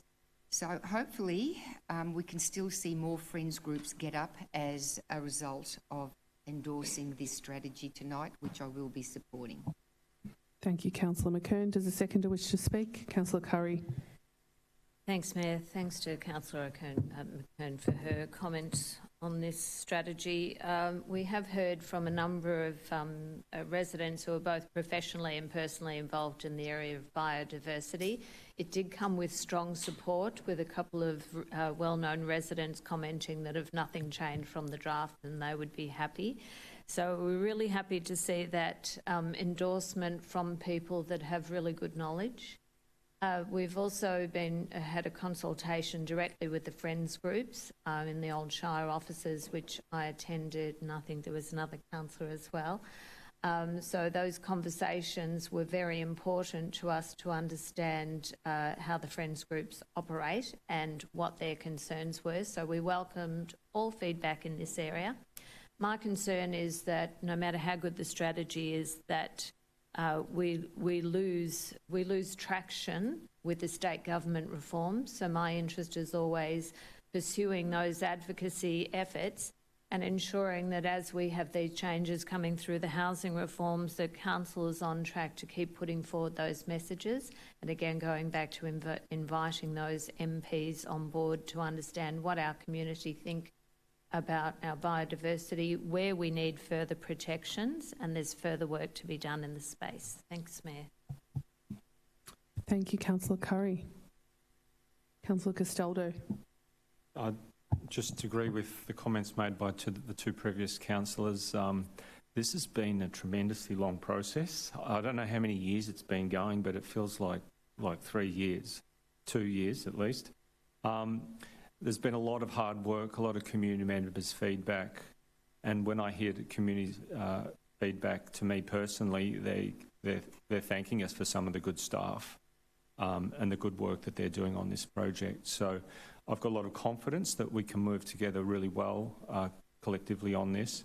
And I also want to thank Councillor McKern. I know she's put a lot of time and effort into this one and a lot of commitment. So these are important strategies. We haven't rushed them, and I think we're delivering the goods at the end of the long processes.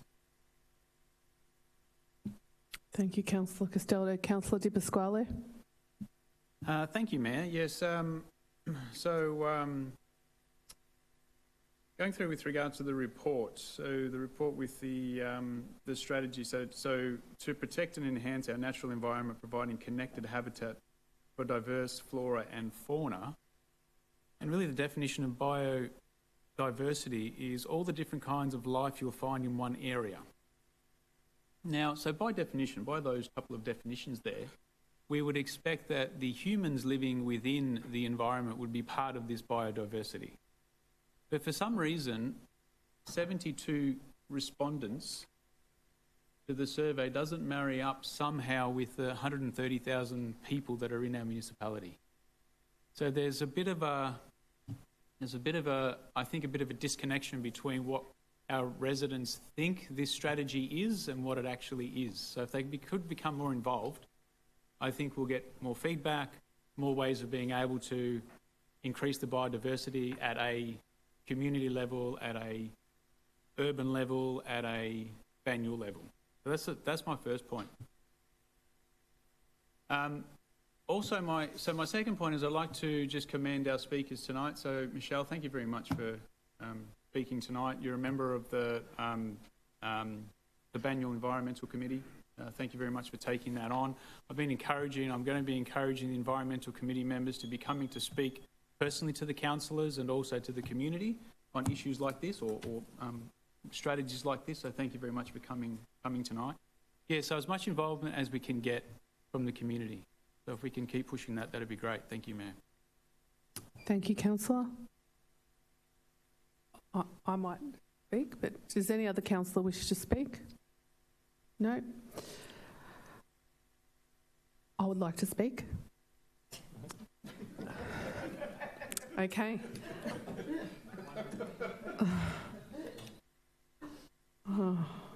Where to start? This strategy does support community to become effective biodiversity stewards. I do like to thank the residents that are already biodiversity stewards, and whether that you are individual or part of a small community or part of a Friends of group, we do appreciate all the feedback that you've given. I would like to shout out to the Friends of St Helena Bushland Reserve and the Friends of Anthony Beale Reserve for the work that they do in this area. We need our spaces to be well vegetated. We don't want the weeds, and we do need to increase the plantings. We do need to protect what we have. Council declared a climate emergency in 2019. We are minimising our contributions to global warming. We are enhancing the vegetation and habitat across Banyule, and we are very proud of that. And where we are at now is to elevate our biodiversity response to reach these stronger outcomes. And, you know, we look at the amount of trees that we're getting more information on, that 250,000 Indigenous plants to be planted in the municipality. You know, it's a start. Whether it's replacing what we have or improving on what we have, I do think that that will lead to a stronger outcomes with all that work. So thank you to officers for that work. I put back to Councillor for right of reply.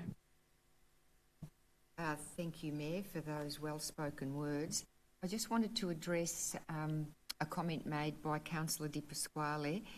He did question the definition of biodiversity, and if you Google it, you'll probably find that there's a range of definitions. So it was interesting that the definition that Councillor Di Pasquale did relate to us included human beings. So we probably need to preface that this particular biodiversity strategy has the following definitions. So there was a definition provided in the strategy that does provide a context for what the strategy addresses, and it goes like this. Biodiversity defined as the richness and abundance of Indigenous plant, animal, fungal and microorganism communities that make up and support the function of local ecosystems. All these species and organisms work together in an intricate and complex way, supporting the health of our soils, natural systems and well-being of all living things. So this is a definition that was formed with assistance from Banyul's Community Biodiversity Work Group and community contributions. So with all due respect to my colleague councillor, this is the definition that the strategy was based on, but I think we'll take it on board for future strategies to consider human beings. Thank you very much. Thank you, councillors. I put the motion to the vote. All those in favour? The motion is carried.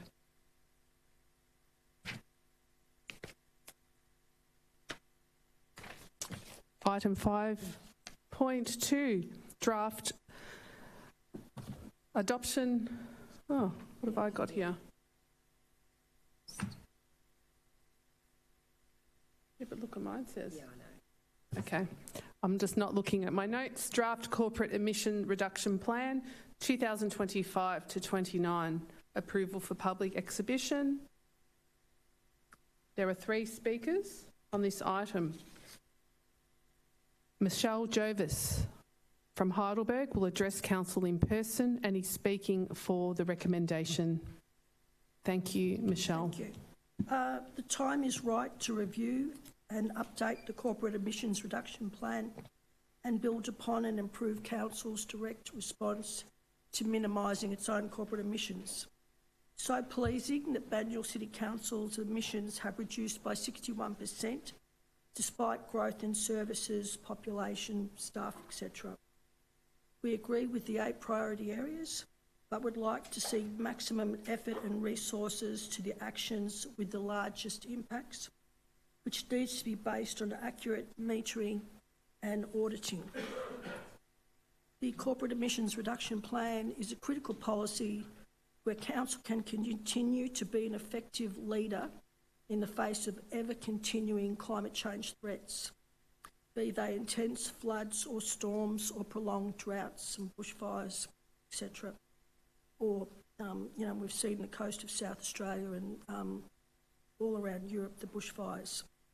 For those that question the science of climate change or Council declaring a climate emergency back in 2019, it's important to remember that climate action was and is a priority in the Banyule Community Vision 2041.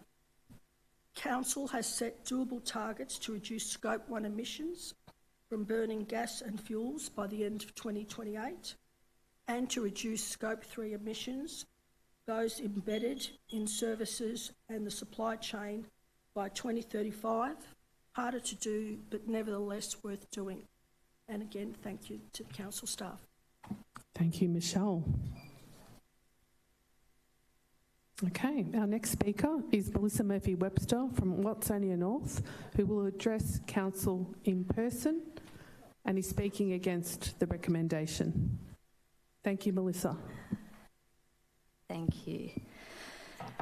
So cognitive dissonance is widespread in the net zero agenda and the emissions, and Banyule has been repeatedly informed of contradictions in this narrative, but seems unwilling or unable to process information that challenge the information presented. So here are a few examples that I'm going to fit into my 2 minutes. Human rights issues, which was raised earlier, they're constantly ignored. The claim that the movement is for the environment is undermined by the environmental damage caused by mining, manufacturing, use and disposal of green technology. There is fear-mongering about natural gas, despite Australia exporting over 70% of what we extract. Induction cooker risks are ignored, and mining-related health impacts are overlooked. Like phones and laptops, batteries degrade and need replacing. They are not a forever purchase. We have zero waste policies, but no serious plan to manage this green waste due to poor return on investment. Total fire ban days fluctuate annually, yet natural global climate changes and cycles are dismissed. Fires are blamed on climate change even when they're caused by arson. Green energy subsidies benefit the large corporations while ordinary Australians struggle with rising cost of living. We were promised cheaper energy bills, yet they're rising. Australia emits less than 1% of global emissions. China emits over 34%, yet the burden falls heavily on Australians. Most green energy products are made in coal-reliant China. The absence of pollution in our own backyard does not mean it isn't occurring, often more severely elsewhere. Electric zero-emission vehicles are producing particle pollutions. Now, given these inconsistencies, the plan lacks credibility and should not be endorsed or implemented in its current form. Thank you. Thank you, Melissa. Our next speaker is David Mulholland from Ivanhoe, who has a written statement to be read out by Mark Gillio and is speaking against the recommendation. So Mr Mulholland congratulates officers for bringing this review forward for community comment. Also notes Council has already achieved a 61% reduction in carbon emissions compared to the 2019 baseline. The report highlights, however, significant changes in meeting the net zero target by 2028. Some key concerns. Survey basis is weak, low community input and no questions on cost.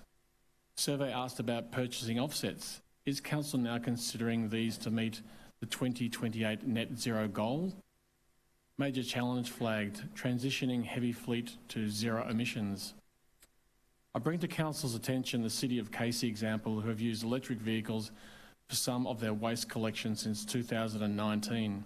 Advantages they have highlighted include 180 kilogram of CO2 saved per load, silent operation improves residential amenity, 250 kilometre range, approximately 5 hours per charge, overnight charge, lower maintenance batteries last approximately 10 years, connect as emergency power source, costs approximately 2.5 times diesel, but payback in approximately 4 years due to savings on diesel and maintenance costs. There are other trials of the use of electric-powered garbage vehicles with which Council could also review as they move to fully electric vehicles between now and 2028. Final question, are all senior manager and staff vehicles now electric? Report was silent on this. Thank you.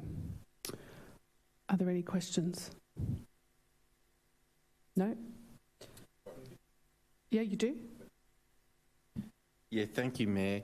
Just a question of detail through you of the relevant officer. Just curious to know where Banyule sources its solar panels from and whether Council utilised the opportunity to procure them through an Australian-based manufacturer. Through you, Mayor. To the relevant director, I think Swan. it's me. And I believe I have to take, through you, Mayor, that I would have to take that question on notice. I can't recall the most recent purchase of the solar panels, but I know that Council has been purchasing over at least a decade. So I wouldn't have thought that it's a singular answer. I imagine there may be a range of suppliers, but we could certainly bring that information back. Thank you. Any other questions? Is there a motion? Councillor Castaldo?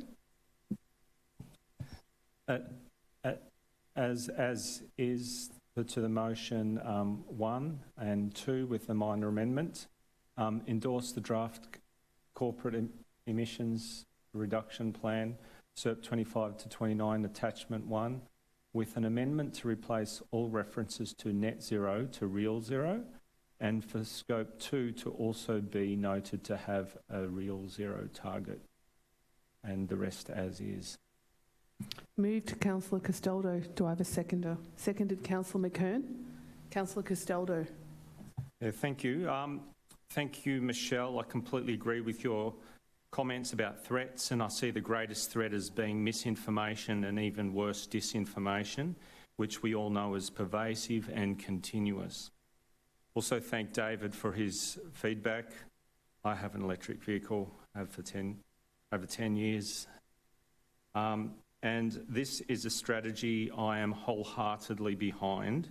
And my gosh, what a massive variation to the draft strategy that was put forward back in 2017, where gas, hydrogen and burning waste were being put forward as energy solutions in the draft document, to one that I see as market leading without dead-end solutions, with solutions that are aligned with all the most respected industry leaders, councillors, along with officers, indicating that we want real action, and that's real, with no offsets, or all scope 1, 2 and 3. And with the amendment, we are making sure the language we use is not confusing, that the action is real across all scope 1, 2 and 3. The outcomes of real strategic change are also coming in with savings from our largest action, signing up to the joint procurement of 100% renewable energy through VECO contract, with 480,000 in savings from the first 2.5 years. Next up in this strategy, the second stage, with the electrification of Watermark, an additional 467,000 every year in savings as we switch from gas. These are savings, not costs, which is what comes when you go down the offset path. That being said, I have a number of fine-tuning suggestions I will be putting forward to the consultation process, and I will encourage the community to look at this one carefully and put your suggestions forward.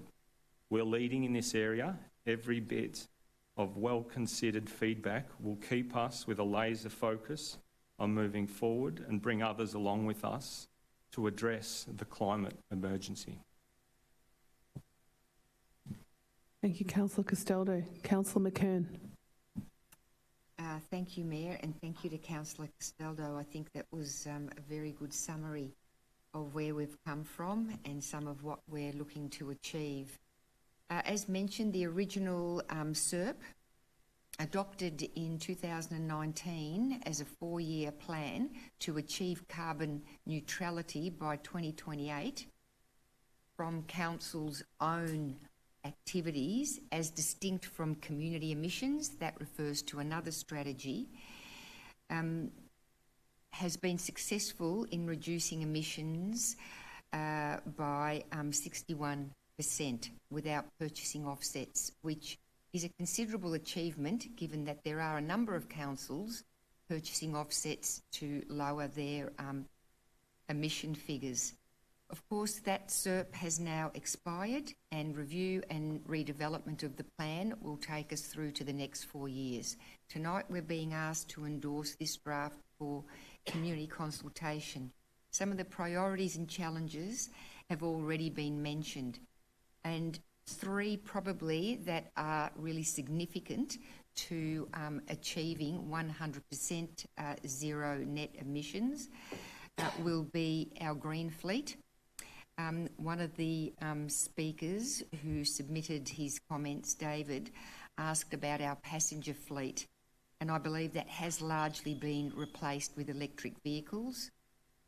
Heavy fleet does remain a challenge across the sector, as technology and supply are the limiting factors. So it was interesting to read David's comments about the City of Casey. Leisure centres, 95% of our gas consumption is used to heat our swimming pools. And we've been very fortunate to receive a $2.3 million federal grant to upgrade Watermark, and looking to do the same with Ivanhoe. The green supply chain will be Scope 3 emissions targets that will be focused on in this SERP, which previously we haven't. So there's a lot to comment on, and I'd certainly like to hear feedback on alternative renewables that might be applicable, as well as electric. So we look forward to this next phase of community consultation. Thank you, Councillor McKern. Does any other councillor wish to speak? No? Yes, Councillor Grotti. And thank you, Mayor. I had one further question, if that's okay, that I forgot to raise earlier. So just through you to the appropriate officer, but the report references Banyule Council's participation in the Victorian Energy Collaboration, otherwise known as VECO. Is that opportunity available to Banyule community groups and clubs and associations? Thank you, Mayor. Thank you for your question, Councillor Garotti.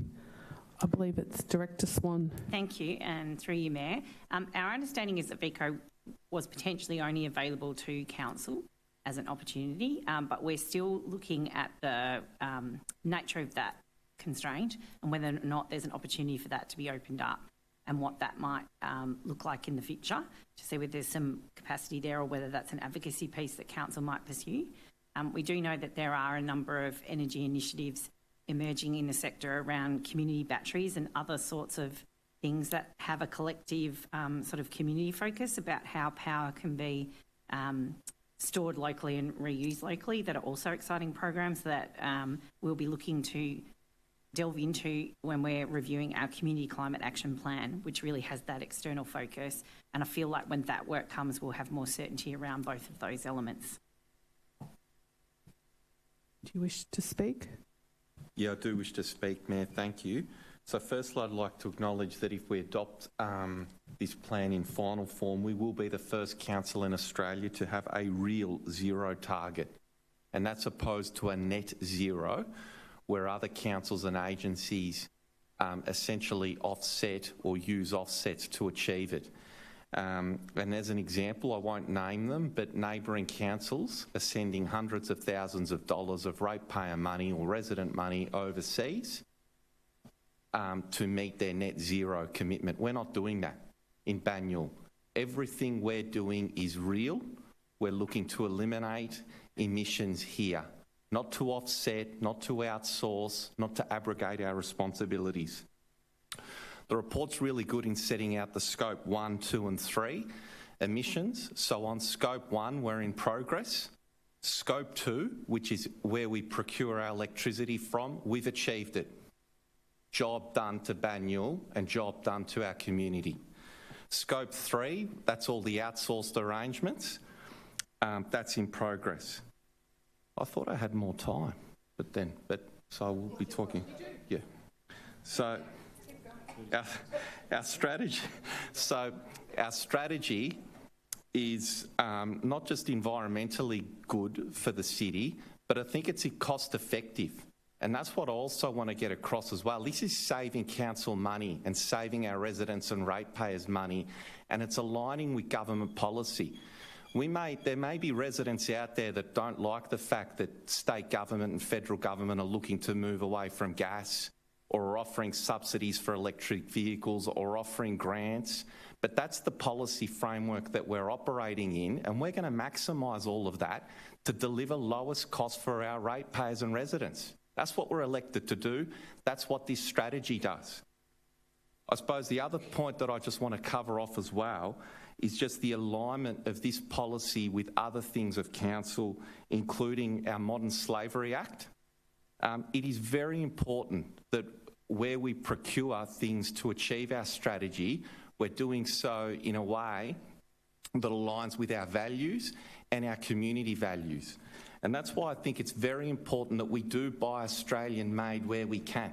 And that references my question earlier, because I know that when it came to the initial rollout of our solar panels, we didn't buy from an Australian manufacturer. So we do have that opportunity in achieving our missions to drive industry and development here rather than sending those dollars overseas. And I would really like to see that happen. Thank you, Mayor. Thank you, Councillor Grotti and Councillor Castaldo. Right reply. Sorry, Councillor Di Pasquale. I thought that was the last one. Sorry, Mayor, there's a lot of things going through my mind at the moment. Yes, I would like to continue committing to the community, especially my community, to keep costs as low as possible. And if we can save money or rate dollar, we should and will continue to do that. So we've had a good history of doing that. And when we look back over the last 50 to 100 years, the petrochemical companies, gas companies, etc., have been the richest companies in the world because it's been part of building the societies the way that we have them now. But we have the technology to change that, and we should be changing that as best we possibly can. Councillor Grotti has gone through Scope 1 and Scope 2. He has mentioned that. Now, Scope 3 is where I have major interest, because Scope 3 is now the supply chain. So basically, who council gets to do the work out there in the community, whether build buildings, restore things, infrastructure, etc. Now, one of the things that we've had a history of, particularly a few years ago, is tenders that were coming in were getting less and less, and in certain projects we had no tenders and sometimes one or two. It's not a very competitive market. And secondly, to add to that, the costs of supplying labour, resources, etc., has gone up a lot. But when you put those two together, we need to be very careful that we can continue to deliver services and upkeep of our buildings, etc. And if we put too much impost on the supply chain, where we're making it too much of an impost, where they have to be net zero, I don't know whether that's actually possible. I don't know whether suppliers can be net zero. So I'm watching this very carefully, and we're going to see whether that's possible, because if it's not possible, it's going to have to be a sacrifice of rate dollar specifically for investing into net zero suppliers. And the community might not like that. Thank you, Mayor. Thank you, Councillor Di Pasquale. Councillor Wood. Yeah, thank you, Mayor. I'll just make a couple of comments. I'm happy to support this motion, and particularly with the amendment of Real Zero. Just on the comments made about building, I was going back to one of the items earlier on, one of the pavilion buildings. Under the environmental considerations in the report, it is considered that the subject matter does not adversely affect the environment. Now, I'm sure that was in reference to a procurement policy that was being put up. The next point along, though, was as part of the design process, Council's sustainable building guidelines were used to guide the design and use of appropriate materials. So decisions made in design and construction procurement do ultimately have an opportunity to adversely or positively affect the environment. Some examples with this: using renewable harvested timber. By promoting that, will create an industry, and it's a supply and demand. The more we demand, the more there's supply, and the cost comes down. And we have a role to play in that, in my view. So it's not all about the energy that we're creating and using. So embodied carbon in a project, so timber rather than steel, sourcing recycled bricks that were otherwise going to go to landfill, and procuring sustainable concrete alternatives, which again, if we and other LGAs and other organisations like us are demanding better product, a supply and demand will lead us into a better space. So very happy with this, and it's a great conversation. So happy to be part of it. Thank you, Mayor. Thank you, Councillor Wood. Councillor Castaldo. Yeah, I'd just like to finish on, there's a couple of really important things to think about. Is sometimes you can have a target that's easy and you can achieve it. But when you set a low bar, you're only going to achieve low outcomes. We've set a high bar here. That's aspirational. There's opportunity to get there, but things have to change. And unless we start setting market signals, there needs to be change, it's not going to change. And so I think we're approaching this in the most considered way, given the climate emergency. And we've also got to consider not just what we're trying to achieve, but how we achieve it. Tonight we've raised that a few people in concerns around procurement of materials, slavery, and how we deliver on this promise. Those things all need to be considered because we care about human lives more than anything else. Everything. There's a lot of things important, and that's one of them. And so we do need to consider all those broader implications. And for my example is I invested in an electric vehicle because there's multiple options out there. You've got to take a considered approach. And when we go with batteries that don't include minerals that are a higher risk, like cobalt, there's options always. And Council needs to consider those broader implications as well when we go this journey. So all the broad conversations on how we deliver this are really important and are going to lead to better outcomes, not just for our local community, but globally. So I welcome these difficult and challenging conversations along the journey. Thank you, Councillor. I put the motion to a vote. All those in favour? The motion is carried. Item 7.1, adoption of proposed special charge scheme policy. There are no speakers on this item. Are there any questions, councillors, to officers? No? Council, do you have a question, councillor? Yeah, I do believe there's going to be an amendment, so I have a question. Here we go. You have a question? Thank you, Councillor Di Pasquale. Does the mover want to go through the amendment first? Yeah, thank you, Mayor. Happy. So proposing these amendments, A, that section 4.8.1b reference the fixed rate for calculating interest to be at the fixed borrowing rate available to council through the Treasury Corporation Victoria low-cost loans at the date of the scheme being declared. And 1B, an additional clause 6.2.5b added, titled Direct Financial Contribution, to read as follows: recognising the significant cost of infrastructure improvements on property owners and to support the successful implementation of such improvements through special charge schemes, Council will contribute 33% of a total scheme cost, except where Council's liability under section 6.2.1 through to 6.2.4 of this policy would exceed that amount. Thank you, Mayor. Moved with an amendment, Councillor Garotti. Do I have a seconder? Seconded, Councillor Champion. Before we go on, a question. Thank you, Mayor. My question is specifically related to the 33% scheme cost. So if we have a road that is unsealed, it will have certain maintenance costs. If we have a road that is sealed, it will then have certain savings of those maintenance costs.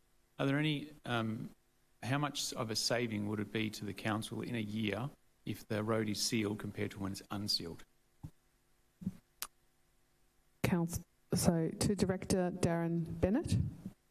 Yes, and thanks for your question, and through you, Mayor. When you consider the overall full life cycle cost of the asset, and if you have a look at the cost of a sealed road, it would actually be, the cost of the sealed road would actually be greater than the cost of an unsealed road. This is primarily due to the capital renewal cost. When you need to take that into account, that would be required for a sealed and fully constructed road. Are there any other questions, councillors? Councillor Garotti. Sorry, Mayor, just a follow-up question actually in response to the Director's response. So my understanding is that the operating costs of maintaining a sealed road is lower than an unsealed road.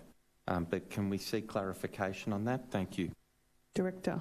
Yes, and through you, Mayor, the operating costs or the maintenance costs of to maintain an unconstructed road would be less than the construction costs of maintaining a constructed road.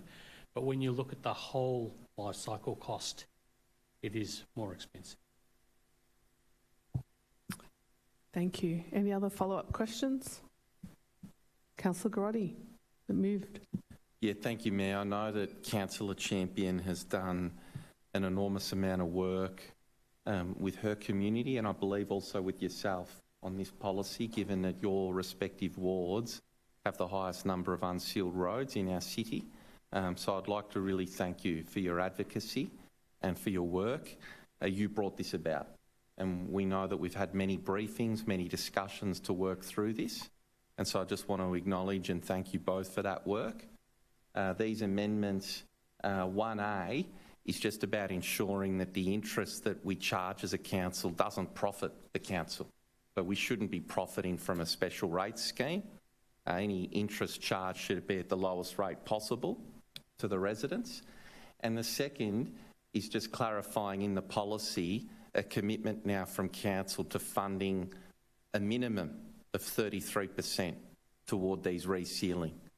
Because the reality is, with the high cost of construction, it's prohibitively expensive now for residents to be able to self-fund effectively and through a collective arrangement the sealing of their roads. And as a consequence, that's why we haven't seen a resealing of a road in probably 15 years. In fact, it hasn't happened in my term on this council. And that's because the costs are prohibitive. So we recognise that there is an ongoing obligation for residents to make that contribution, because when a resident acquires a property in an area, they do so with their understanding of the nature of the street and what they're buying into. But in order to make it easier for residents to be able to seal a road where there's that collective interest to do so, we think it's important now for council to step up to the plate. And 33% is seen as a reasonable contribution to make. Thank you, Mayor. Thank you, Councillor Garotti. Councillor Champion. Thank you very much, Mayor and Councillor Rick. This has actually come about after many years, so I am very relieved that we have finally gotten to this point. While the Mayor and I have been in lengthy conversations over many, many months, it's been well over 12 months of conversations with our impacted residents. It is actually our residents who have shared their videos with us, who have shared their emails, their concerns, their frustrations. They've also shown us what it is like to live on these unsealed roads, some of which have very, very high gradients. One particular road, the delivery vans will not go up. They have stopped going up. They have stopped delivering in this particular court because the gradient is too high and far too dangerous. So with this policy going through, I appreciate their input. It's very, very powerful, and it shows investment on their part. I'd also like to thank my fellow councillors for their questions, their understanding of how it is for our residents and why this is such an important policy to change to create a better outcome for our residents. One of my favourite quotes is from Margaret Mead. "Never doubt that a small group of thoughtful, committed individuals can change the world." We're not trying to change the world, we're just trying to change a policy. But the point is, we have a lot of thoughtful and committed individuals who love living here and can see how it can be better, and they're working with us to create this. And so I would like to thank everybody, the officers, all the officers for their patience, Director of City Assets, our manager, Mohammed, our City Assets Coordinator, Mohammed, Greg Gale, for all the conversations, all their explanation, and for listening to us to help us understand what the policy was and how it could be. So thank you all round to a lot of people. Thank you, Councillor Champion. Councillor Wood. Yeah, thank you, Mayor. This is a new topic for me, so I do appreciate the long time that's come before I've come to this conversation. I did a tour recently with the Mayor and had a first-hand look at some of these roads, so I appreciate what's at stake here. I just want to note, though, there is a, I've mentioned this before, there's a stormwater drain in Viewbank that will apply, that this policy will apply to. And every time it rains, significant rain, there's 10 families that are heavily affected by that. And this goes a long way to resolving this issue that is well over 50 years in the making. So very supportive of the efforts that have come before me and that of the officers. So well done, everybody. Thank you, Councillor. Does any other councillor wish to speak? Councillor Castaldo. Yeah, look, I have a different view on this one. I'm comfortable with the officer recommendation, and council has a role to play in each of these unique circumstances in a different way. I don't think we should be subsidising a group of residents to have an asset that they didn't pay for when they purchased their property to be upgraded by council and be subsidised by the rest of council and the residents. This could lead to significant additional cost to the ratepayers of Banyule, while the people that are the entirely beneficiaries of this did not pay for it when they were purchasing their homes. They were purchased on an unsealed road or whatever infrastructure they had. So I'd like to support people to move forward if they are interested in it, but not a significant subsidy just written in like it is as the recommendation. So I will not be supporting this as is. Thank you, Councillor. Councillor Di Pasquale. Mayor, I know you'll speak on it, so I won't take up too much time, but just a couple of points. Firstly is I think the item, the heading is misleading. I think it doesn't mention anything about roads, sealed roads, unsealed roads. It sort of reminds me of like a special charge or a special rate like our traders associations or something like that. So I don't know, maybe the mover and seconder can, I don't know whether that can be changed. Secondly, there's nothing much in the report that gave me comfort about the different types of road sealing. So like, for example, I ride a lot around Nillumbik Shire, and they have a lot of roads that have been sealed, but there's no curb and channel, there's no drainage systems. Basically, the sealing runs off into the properties, into the and unless they might have spoon gutters, etc. So I'm looking forward to seeing what the reports, I suppose, of these will come back with. And thirdly, I'm supportive of the 33%, but I don't know what an impact that will make in a real situation or a real case. Like, what does it mean? What's the cost to the residents? What's the cost to council? So I'm very happy to support this evening, and I'm very happy with the work that yourself and Councillor Champion has been doing on behalf of your community. But I'm sure we'll work these out as we move forward. Thank you, Mayor. I can respond to some of the things. Okay. No, that's fine. Or otherwise, the relevant officer might be able to respond. That's okay. We won't be giving rights of replies away, but I think if Director Bennett would like to tease anything out from that, that would be helpful. Thank you, and through you, Mayor. I guess in relation to the first observation, in the report, it does go into detail about what this special charge scheme covers. So it does cover roads and drainage primarily. So that's clearly detailed in the report. I think in relation to the other matter that was tabled, part of this policy is about working with community to understand what if we use the example of a sealed road, for example, or a road, is about what sort of standard of road is fit for purpose.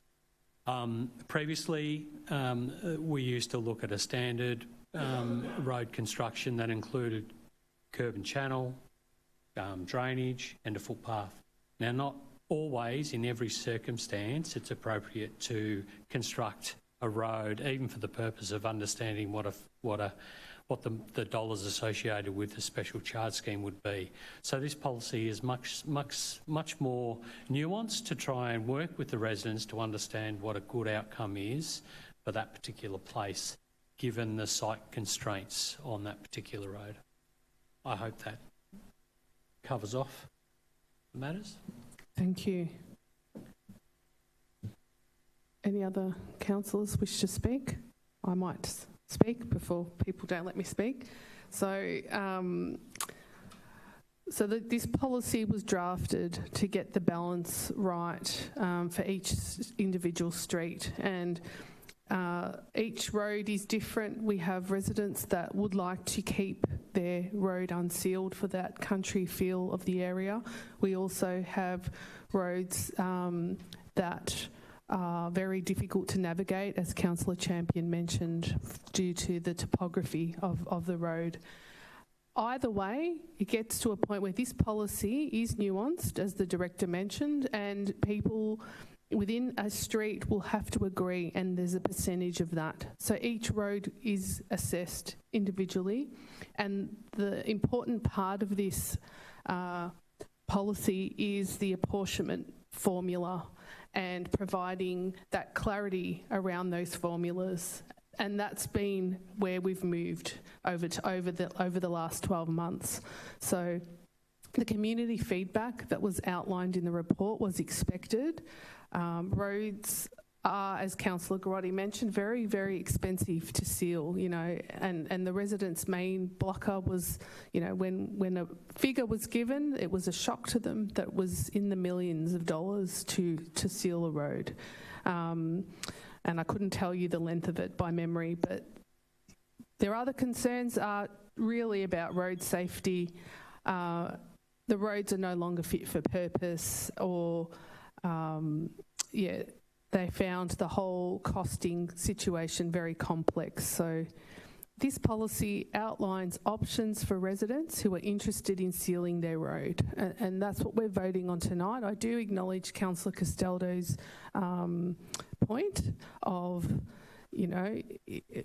property values and how that, affects things, but there also is a responsibility of council, that has allowed in certain areas development to increase, and that traffic and our way of living has increased. So thank you, Councillor Garotti, for putting this number forward.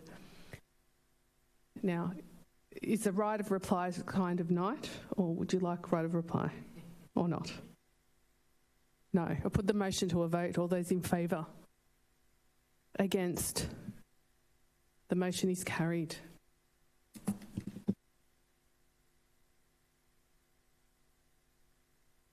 Moving on. Item 8.1, our Inclusive Employment Program 2025. End of program achievements. There are no speakers on this item. Are there any questions? No. Moved, Councillor Champion. Seconded, Councillor Wood. Councillor Champion. Thanks very much, Mayor.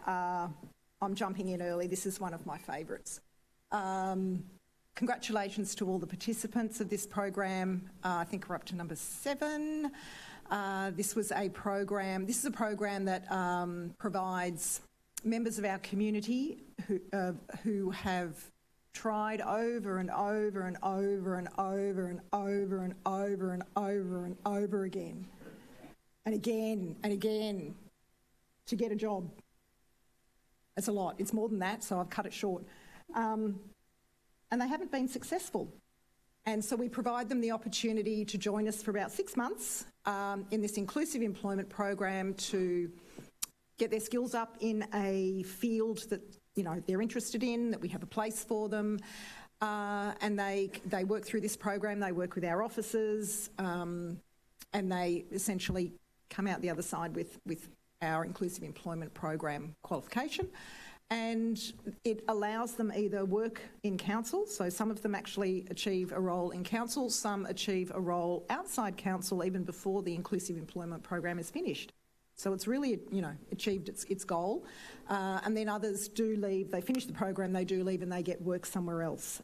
So we are very proud of this program. This is actually the brainchild of Councillor Rick Garotti 7 or 8 years ago, brought it to our CEO, now CEO Alison Beckwith, and created this, and every year it's revisited, reviewed and improvements are made.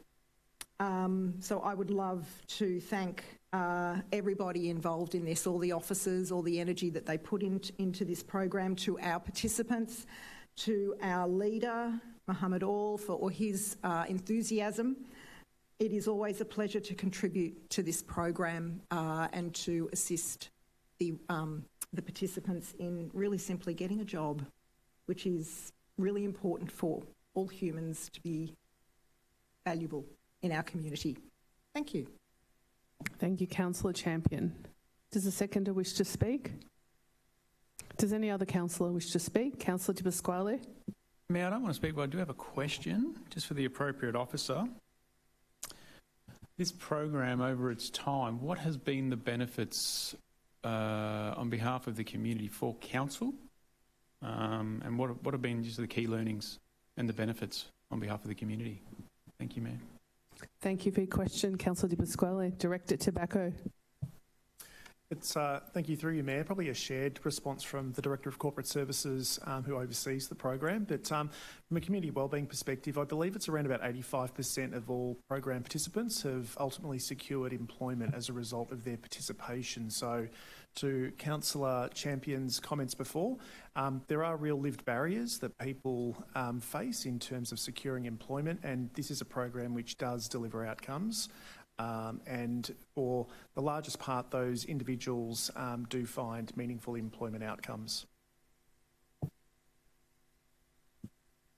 Does any other... Thank you, Councillor. Councillor Garotti. Yeah, thank you, Mayor. And I suppose I feel a bit of an obligation to comment following on from Councillor Champion. But look, I'd like to thank the Council for the ongoing support for this program, because it does come at a cost to us. I think in the order of $600,000 or $700,000 per annum. And we're still one of the very few councils in this country and in this state that runs the program. And despite a lot of enthusiasm from our officer to encourage our CEO, to encourage other CEOs to do it, at the end of the day, it got up because council decided to back it and because councillors decide to allocate funds to it. So full credit to officers for the successful way that it operates, and a full credit really to our CEO for setting it up and maintaining it. But I do just want to thank your colleagues, because collectively we decide to support it every year through the budget when many other councils don't. So a big thank you to each and every one of you for that. And I suppose there's been a lot of discussion tonight around the benefits that the program provides to the participants, giving them a job, giving them an opportunity, the foot in the door. But I think one thing we should always remember is that as a council, we get more benefit from the program than we provide. We're stronger, richer, better as a council for the contribution of the 14 people who decided to work with us over the last 6 months and the 200 people who have worked with us since the program started. The work and contribution they've made to our council and services is invaluable, and the uplift in our culture and the way that we feel and operate is immeasurable. So I think we need to remember that we get a lot more than we give, and that's the true success of this program. Thank you, Mayor. Thank you, Councillor Garotti. Does any other councillor wish to speak? Councillor O'Kane. Thank you, Mayor. Thank you, Councillor Garotti, for your comments on that. I totally endorse your explanation of how much we get from everybody who participates in the program. and how it enriches us on so many levels every day. But I'd also like to point out that while the focus of our discussion is the 12 or 14 wonderful people that do participate, it is the quality of the program itself that is actually what gives us and gives the participants the results that they get. It's an expensive program because it's done properly and it's done well and with every attention to detail to the personal development of the participants. And I'd just like to acknowledge that also. Thank you. Thank you, Councillor O'Kane. Just to add something a little bit different to the discussion, I will highlight that Banyule is a leader in this space, and we are looked at as a model for this program. Whittlesea Council has undertaken a similar program, probably not to the same size as Banyule has, because it does take money and the commitment of a council to put up the money, and not a lot of councils are in a position to do that. As part of the Northern Council Alliance, that's an alliance of 7 councils in the north: Banyule, Darebin, Marybeck, Whittlesea, Nillumbik, Hume and Mitchell. They're the 7 councils of the north, so spreading, that's 1 million residents that we're talking. They're looking at rolling this out across all of the councils, and they are asking for funding from state, federal governments to support this program. They do see value. So where we are unique, as Councillor Grotti mentioned, is that we are putting the money up for these residents, and the stories from the residents that have been through the program, you know, I can't do it justice. The residents, you know, have a second chance at life. They've felt neglected, they've felt shunned by the employment sector of this country, and now that they've got a bit of a new lease on life, and I think that is really building up our community in ways that money cannot explain. So I just wanted to highlight that.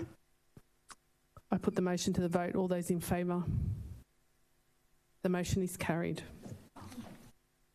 And item 8.2, intention to declare Bell Street Mall Shopping Centre special rate renewal. There are no speakers on this item.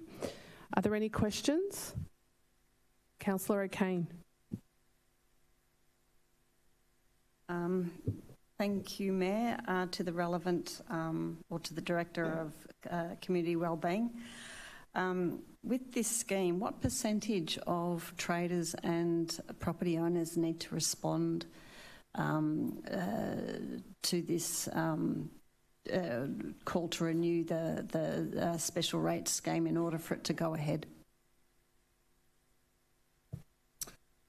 Thank you. Through you, Mayor. I believe it's just over 60%. Support is required for Council to consider this. Historically speaking, when we consider the 11 special rate and charge schemes that have been operating over 25 years here at Banyule, there have been very few instances where we've received less than at least 70, if not 80%, probably being the lowest threshold so far. And that's probably testament to the program and the outcomes associated with it.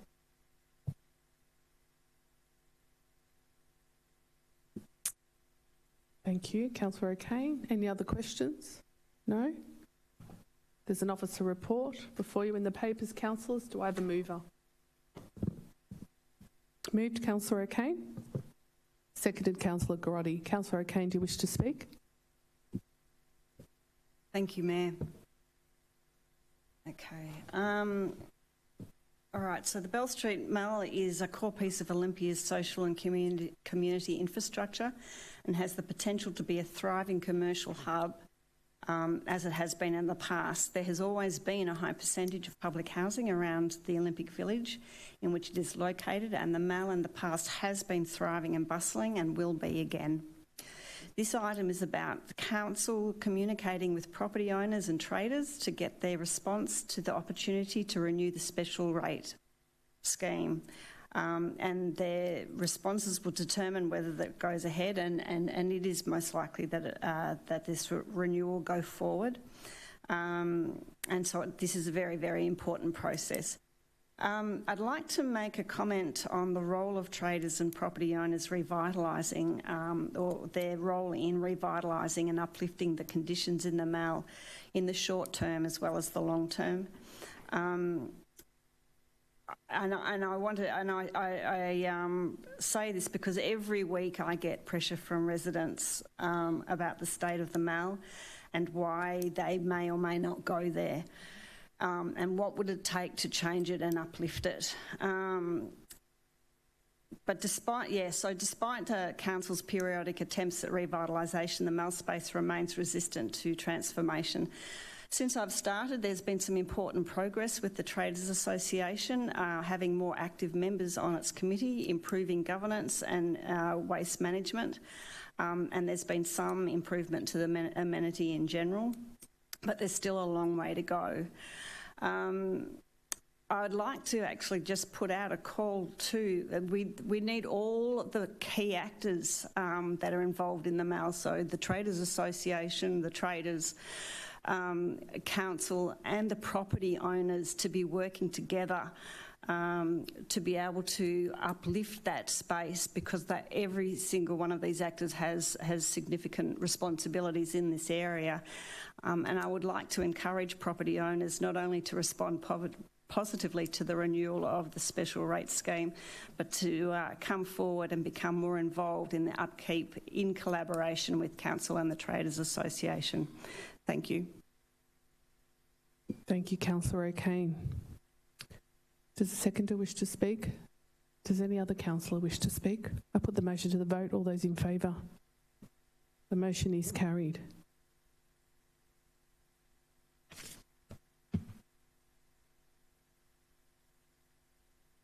Okay, thank you. There's no notice of motion tonight. We move to general business. We have a few items of general business. I might start tonight with general business. I'd like to mention our gallery opening, our early impressions launch event that happened a few weeks ago now, or last week. It is a very special and exhibition coming to Banyule, that's come to Banyule from the painters of the Heidelberg School from the National Collection. And these paintings are on public display for the first time locally, and they were painted here over a century ago. So just to quickly mention some of the artists: Arthur Street and Clara Southern, Louis Bouvalot, Charles Conder, Tom Roberts. They've been handpicked for their portrayal of scenes around Heidelberg.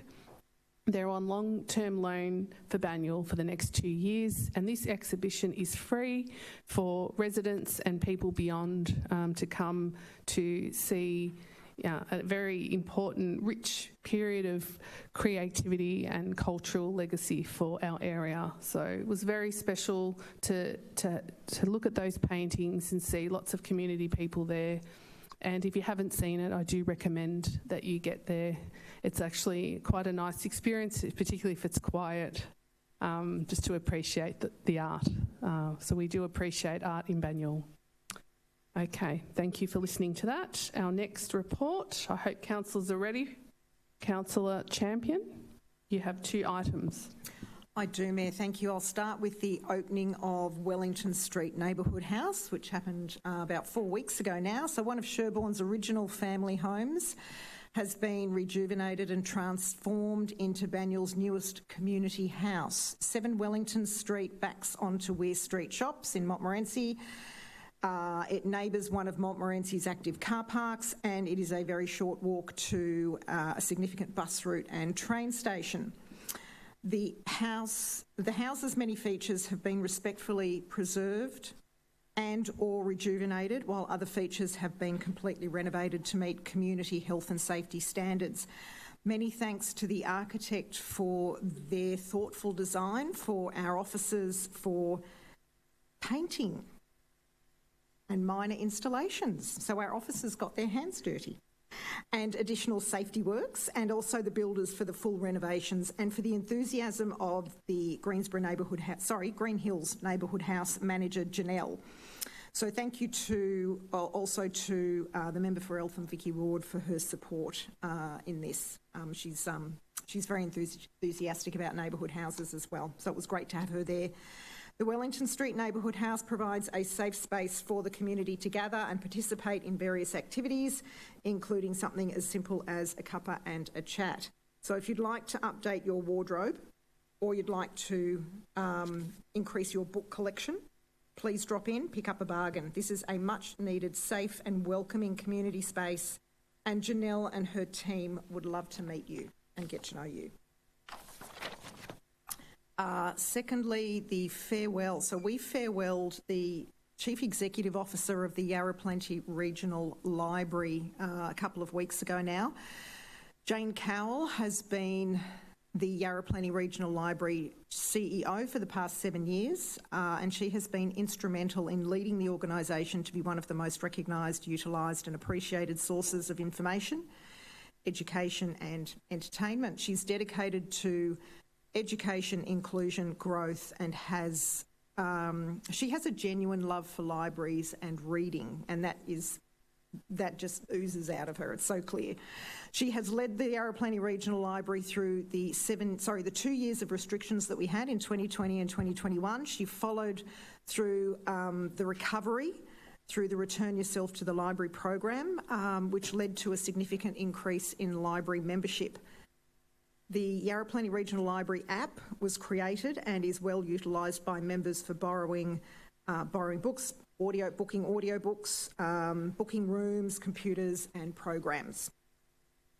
All the libraries within the Yarra Plenty Regional Library region have been renovated or upgraded as needed, while the new Ivanhoe Library and Cultural Hub opened in 2022, which doubles up as an art gallery, as the Mayor has just mentioned, with free exhibitions throughout the year.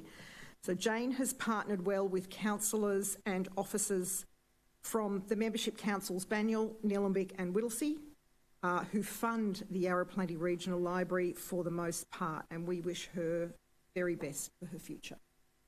Thank you, Councillor Champion. For your reports, Councillor McKern. Thank you, Mayor. I'd like to just speak briefly about the Chelsworth Community Meeting, which was held last Thursday, and thank everyone who attended. We had about 30 people attend from 4 wards, and we covered a range of council-related topics, as we always do. The range included Darebin Creek Management Committee and the Darebin Parklands, dog bins, Council's role in planning, giving the state planning reforms of late, Banyule's AI strategy, and of course Council's footpath renewal program, to name but a few. I want to say too that I always receive lovely messages after these community meetings, thanking myself and the CEO in particular for her attendance and attentiveness to our community's concerns. So it's a pleasure to be able to pass on that gratitude. And I'd also like to thank council staff for their attention to responding to community questions and the topics in advance of our meeting.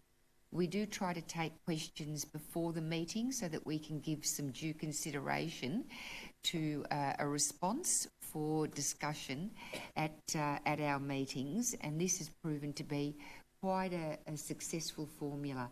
They're informal, over a cuppa. We don't take minutes, but we seem to go a long way to responding to queries, but also what it brings out in the community is something that's really heartfelt.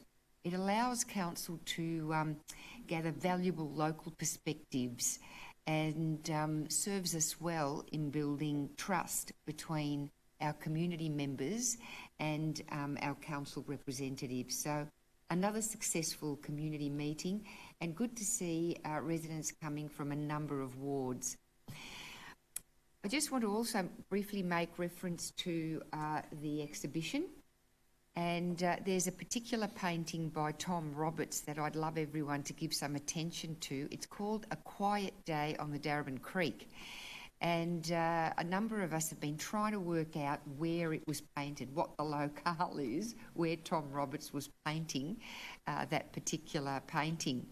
I'm thinking it was on the Ivanhoe side looking up to Wednesday Crescent, because of course Heidelberg was the end of the line, so I'm not quite sure how much further up the creek some of these wonderful Heidelberg artists would have walked to paint some of these marvellous paintings that we have at our disposal now.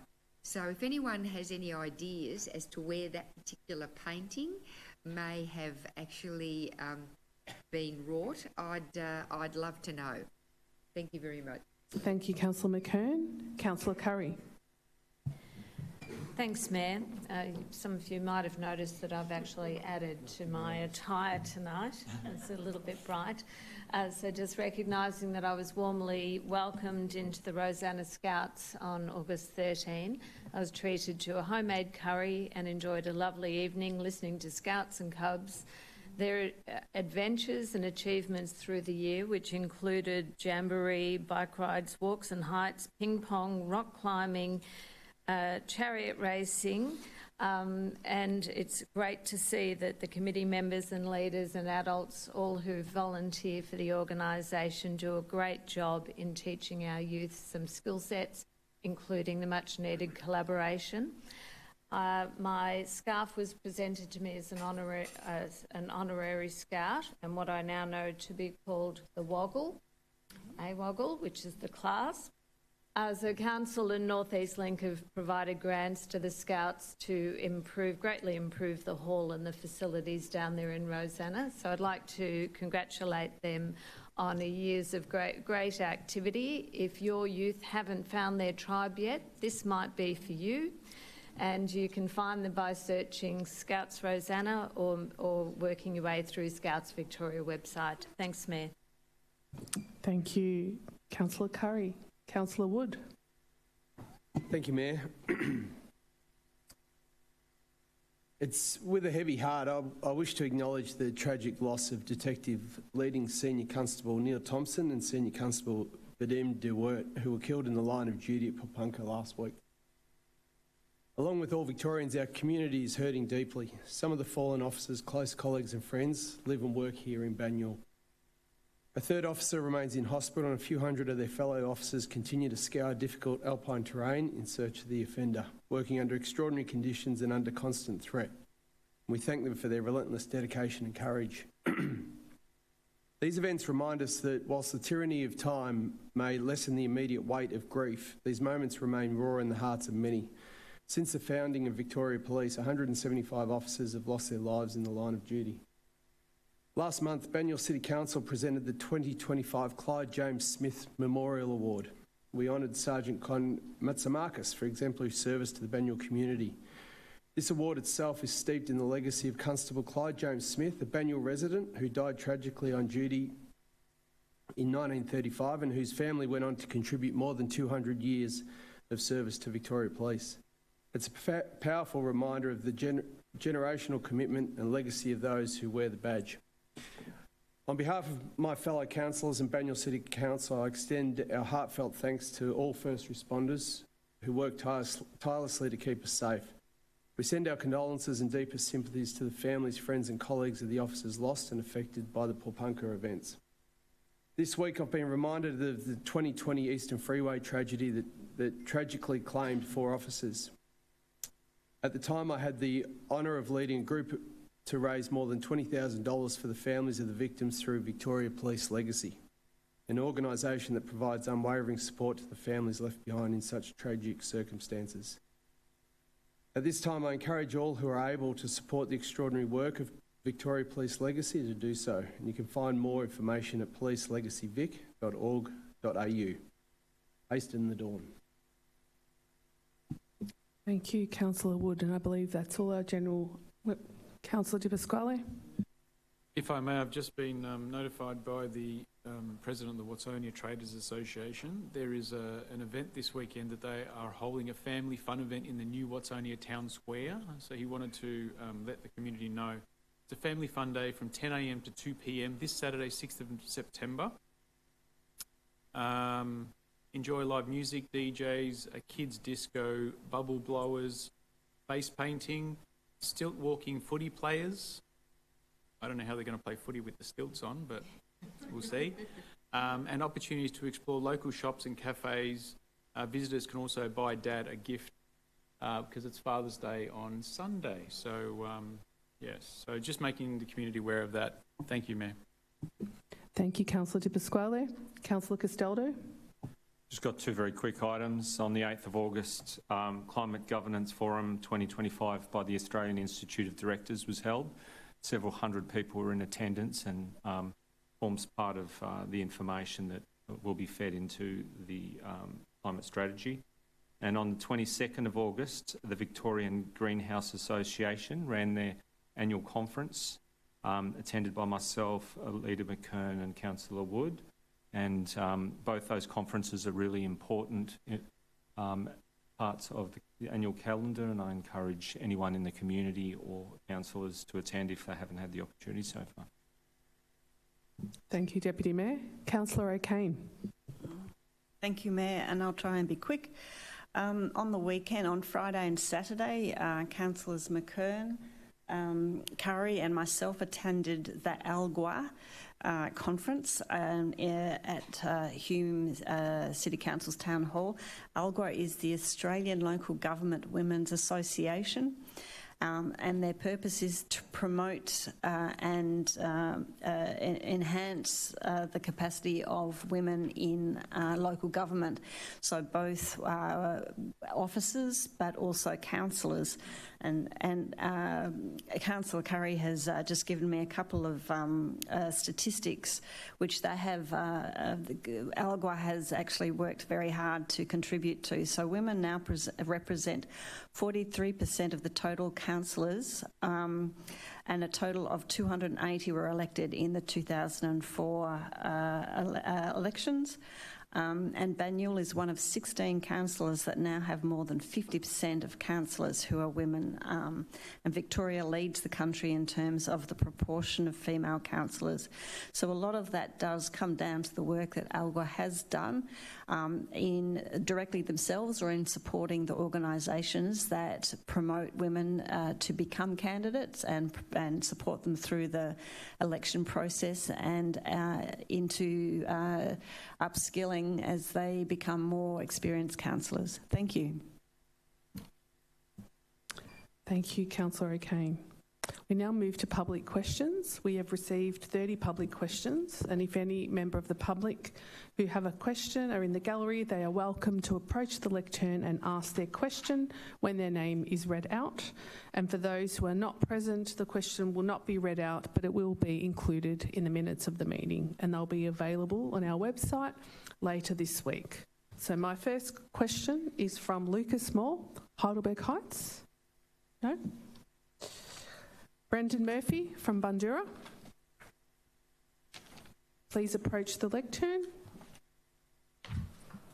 Thank you, Mayor. Thank you, everyone. President of Bread Hub, if that's okay, and also from the Western Suburbs, if that's okay. Been wreaking a bit of havoc lately, and I heard the great man Les Twentyman was quite good at that too. And Les would often he'd be doing the same and asking for forgiveness. So hopefully, Mayor, you accept my apology. And you know, I've apologised to MPs too recently, which has been interesting.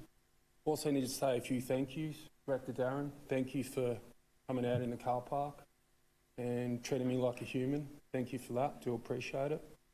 I want to thank the councillors. Yeah, I was in the car park at Watermark just celebrating Homeless Week, just recognising Jared, so thank you for making me feel like a human. Appreciate that, Director. Just want to thank some of the councillors here and also Director Joseph for reaching out. From last time, it was a day, and I've just got back from Footscray and it's been a day there too. It is being positive. So I'm asking this question for Brendan. He lives in a tree under a canopy. So I'm asking this for Brendan. I'm asking this question for Dustin, who lives in the car park at Coles in Greensborough. I'm asking this question for Mohammed. I'm asking this question for Fiona. Are trees or are our people the greatest community asset? That's not just to Banyule Council, that is to the wider community in Australia. That is my question tonight. Are trees or are our people the community's greatest asset? Thank you, Brendan, for your question. Thank you very much. And an officer response from Director Joseph Tobacco. Thank you, Joseph. Through you, Mayor. Hi, Brendan. The Banyule Plan, which guides Council's work, is fundamentally people-centred. It integrates the municipal public health and wellbeing plan, ensuring that community wellbeing is not an afterthought but a core driver of decision-making. The Banyule Plan also reflects a systems thinking approach, valuing trees because they support people and valuing people because they are the stewards of the environment. So it's not a contest, it's a partnership. Furthermore, the Healthy Planet, Healthy People theme in the Banyule Plan rejects the idea of choosing between people and trees. Instead, it positions environmental health as inseparable from human wellbeing. Thank you. Our next question is from Michelle Sirowick. Apologies for the pronunciation, from Heidelberg Heights. No? Next question is from Selvin Panotharai from Heidelberg West.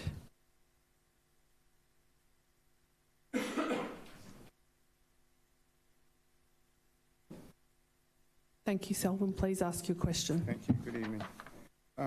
So, on May 20th, in May 2020 needs analysis, the Heidelberg West and Olympic Leisure Centre report, prepared by the Sports and Leisure Solutions, presented the findings that, table 2 below, provides a summary data of recent aquatic centre development. Of interest, it highlights the impact redevelopment has had on attendance. In almost all cases where councils have made significant investment in facility improvements, there has been a significant increase in usage and performance. That's the facts that's been stated to us. Now, given the evidence shown that the usage of facilities will increase, and therefore cost per visit should decrease if OLC is redeveloped, will Banyule Council administration budget the ongoing operational cost of running the aquatic facility if funding for the redevelopment of OLC is provided by federal or state or private? Thank you. Thank you, Selvin, for your question, and this is to be answered by Director Joseph Tobacco. Thank you. Through you, Mayor. Thanks for the question, Selvin. Unfortunately, there are approximately 500 public swimming pools across Australia that are expected to reach end of life of their functional lifespan by 2030. An estimated $8 billion in funding is required to replace them. The volume of need far outweighs the limited grant opportunities currently available.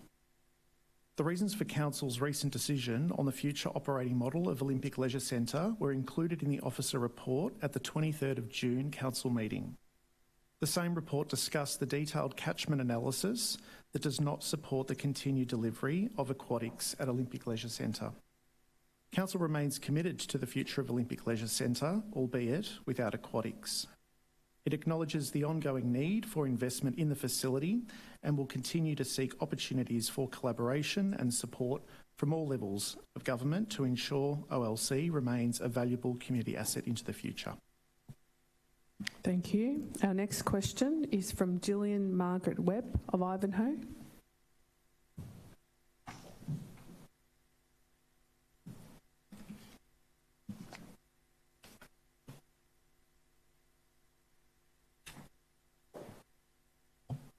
Thank you, Gillian. Thank you, Mayor and councillors.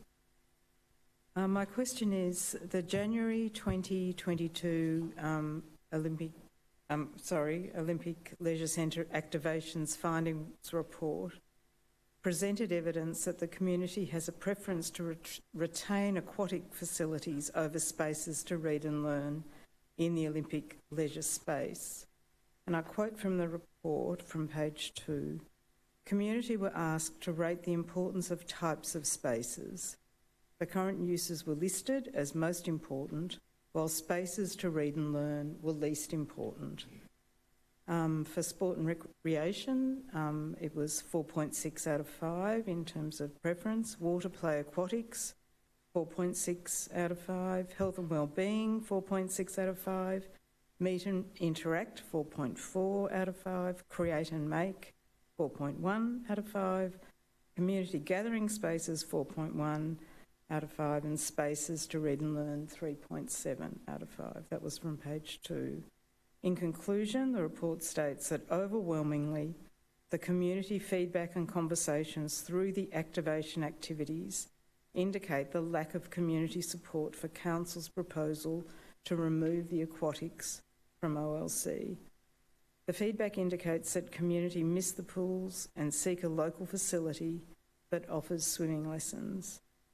So my question is, for the purpose of clarity and transparency, can Banyule Council Administration provide the minutes of the Council briefing when this information was presented to councillors? Thank you.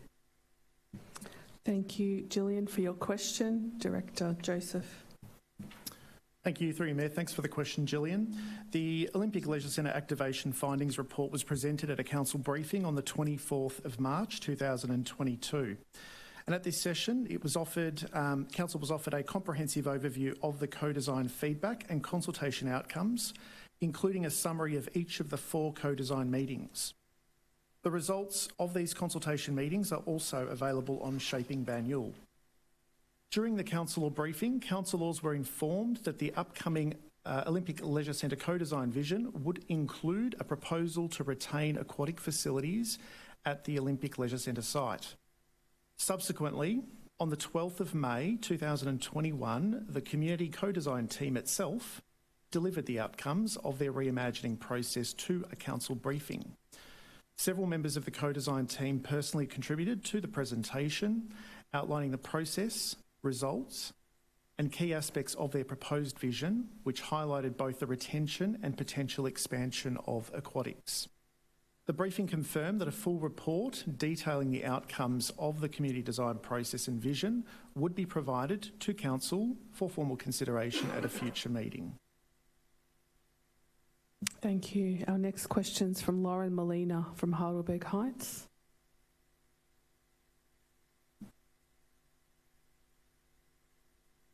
Thank you, Lauren. Thanks, Mayor. In the August 4th Council meeting minutes, Heidelberg West resident Brendan Bush asked, quote, how does Banyule Council distinguish between low facility attendance caused by insufficient community demand versus attendance impacts from deferred maintenance and capital investment, end quote. Banyule Council Administrator's response stated, open quote, Council does not attribute the low attendance at OLC, especially in aquatic services, to issues of maintenance or insufficient investment, close quote. In the May 2020 needs analysis, Heidelberg West and Olympic Leisure Centre report prepared by Sport and Leisure Solutions states, in addition to poor quality, the OLC lacks some fundamental elements of contemporary aquatic centres. These include dedicated warm water spaces, water play areas for children and group exercise rooms. Also, there are a number of existing components that do not comply with universal design requirements, nor do they even meet child-safe standards, particularly the change rooms and water facilities. The lack of and inadequacies of facility components, these elements, combined with a poor facility quality, has no doubt had a significant impact on extraordinarily low levels of attendance at the OLC. It's page 40. Can Banyule Council Administration please clarify if it disagrees with the findings of the May 2020 needs analysis that inferior quality facilities have contributed to incredibly low attendance at the OLC? Thank you, Lauren. Thank you, through you, Mayor. Thanks for the question, Lauren. As outlined in the 2020 needs analysis and reaffirmed in the subsequent 2025 review, Olympic Leisure Centre, similar to many pools built during that period, is experiencing challenges relating to ageing infrastructure. Council acknowledges that facility condition and quality are among several critical factors influencing community usage and attendance. However, isolating this factor without considering the broader context and impacts as identified in the 2025 review is unrealistic and incomplete. In response to these findings, Council committed to re-envisioning the future of the Olympic Leisure Centre. This process involved collaborative community engagement, as well as a thorough re-evaluation and analysis of proposed options to ensure that the future direction of the OLC aligns with evidence, community aspiration and needs, feasibility, anticipated outcomes and existing commitments, including strategic advocacy priorities. Thank you. Our next question is from Annalisa Vietz from Heidelberg West.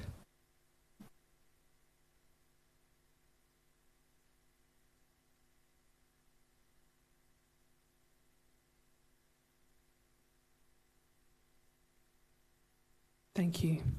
Thanks. In the May 2020 needs analysis, Heidelberg West, an Olympic Leisure Centre report prepared by Sport and Leisure Solutions regarding the high level of disadvantaged experience in Heidelberg West/Belfield community, reports that 9% of residents are not fluent in English, and the proportion of people who identify as needing assistance in their daily life in Heidelberg West/Belfield is notably higher than wider Banyule, brackets 8.2% compared with 5%, close brackets. There are also several statistical areas in Heidelberg West/Belfield where the proportion of people who identify as needing daily assistance with their life is much higher, e.g. 17.4% and 16.3%. Close quotes, and that's all on page 12. How has Banyule Council Administration advocated for funding to redevelop the aquatic facilities at the Olympic Leisure Centre on behalf of its residents experiencing vulnerabilities in the community? This is particularly important for residents who face barriers to engaging in traditional forms of advocacy, such as writing to ministers, noting that Heidelberg West/Belfield has a significantly higher proportion of people requiring daily assistance compared with the broader Banyule area. Thank you. Thank you for your question. Director. Thank you. Through you, Mayor. So Council wishes to clarify that it has not been in a position to formally advocate for a redeveloped Olympic Leisure Centre facility that includes aquatics, as Council had not resolved to adopt the co-design vision that incorporated aquatics as a function. With the interim redevelopment scope now defined, Council can explore funding and grants for this stage and will continue discussions with both state and Commonwealth governments regarding future investments at OLC and other prioritised 3081 projects. Council's current primary advocacy focus regarding aquatics is the Stage 2 redevelopment of the Ivanhoe Aquatic Centre, which has an endorsed schematic design and a proposed budget allocation of $11 million towards the estimated total project cost of $38 million.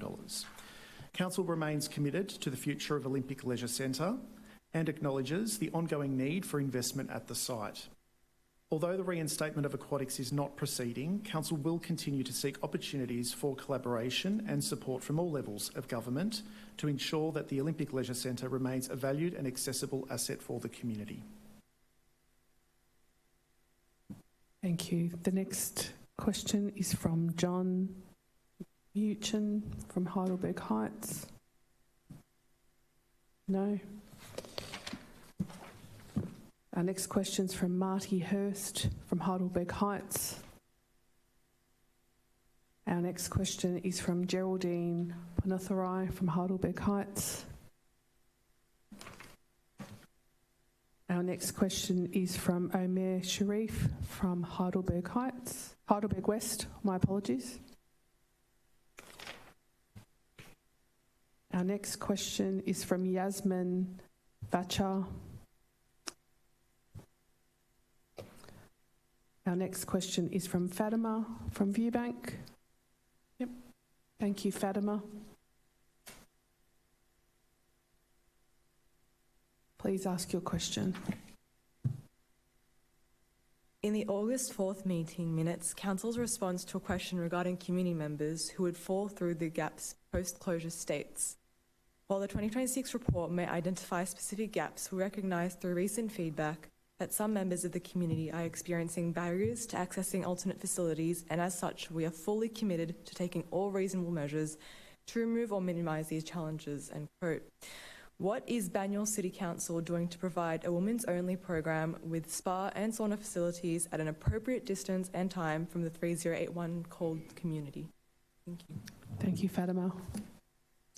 And thank you. Thank you. Through you, Mayor. Thanks for the question, Fatima. Officers have maintained ongoing engagement with stakeholders and representatives of the Women's Only Program Group to facilitate their relocation to a suitable alternative venue. Discussions and investigations into potential options are continuing. Current venues under consideration include La Trobe University Sports Centre Indoor Pool and Ivanhoe Aquatic Centre. Other alternatives, such as collaborating with women's-only programs in neighbouring local government areas in the north of Melbourne, including Fawkner Leisure Centre, Collingwood Aquatic Centre and Thomastown Aquatic Centre, were explored but not pursued due to participant feedback indicating that these locations were geographically unsuitable. Just today, stakeholders conducted site visits to alternative venues in order to assess and to determine the most viable options for the women's only program participants. Thank you. The next question is from Matthew Giampiccolo from Heidelberg West. The next question is from Melissa Murphy-Webster. The next question, oh, she's here. Thank you, Melissa. Sorry about that, I was preoccupied. Given that the Australian Citizenship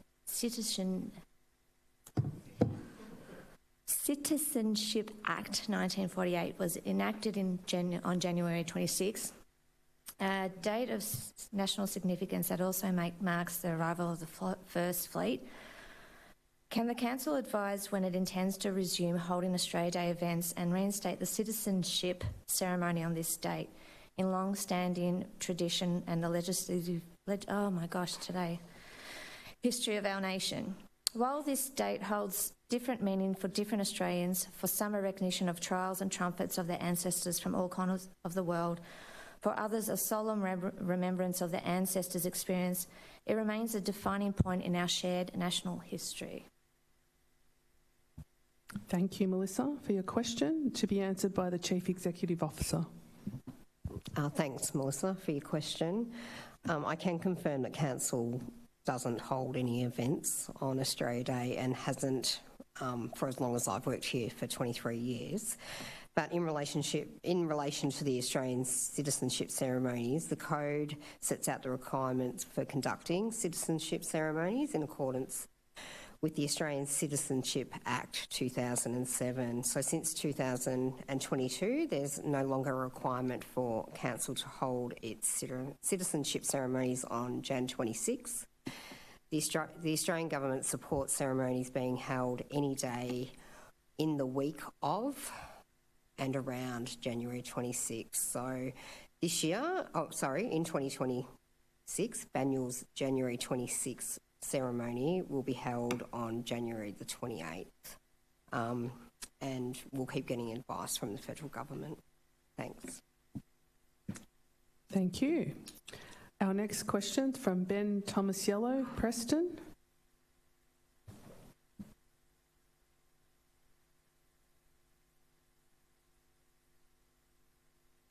Thank you. And just to introduce myself to give my question the context, I'm GP working next door to the Olympic Leisure Centre. So I have a patient who is happy for me to share their story, who used to access the Olympic Leisure Centre independently on her mobility scooter to use the 12-metre pool there 3 times a week. So she'd go there on her own, and that was for her chronic pain. And since the 12-metre pool has been shut at OLC, she has had to use an allocation of her weekly carer support hours to go for a maximum of once per week to either Ivanhoe or Watermark to use the shallow pool there. In the August 6 council meeting minutes, Banyule Council administration stated, Council does not attribute the low attendance at OLC, especially in aquatic services, to issues of maintenance or insufficient investment. Given my patient can't use 12-metre pool anymore, could Banyule Council administration please clarify to what the council attributes my patient no longer being able to use the aquatic facilities at Olympic Leisure Centre is? What the reason is. Thank you, Ben, for your question. Thank you, through you, Mayor. Thanks for the question, Dr Tomasello. It's evident through the first part of your question that the closure of the 12-metre learner pool resulted in your patient using other centres. It is worth noting that Watermark and Ivanhoe Aquatic provide for superior accessibility and are far better equipped to support people with mobility needs, notwithstanding their ability to get to either of these facilities. Consistent with Council's decision on the 23rd of June 2025, officers are available to work directly with your patient if they choose to, so that we can understand their personal needs and how we might be able to further assist. Furthermore, I think this is an example of a great opportunity where officers would like to work more closely with practitioners like yourself to understand how we can collaborate and deliver good outcomes for the community. Thank you. The next question is from Amy Jones from Heidelberg.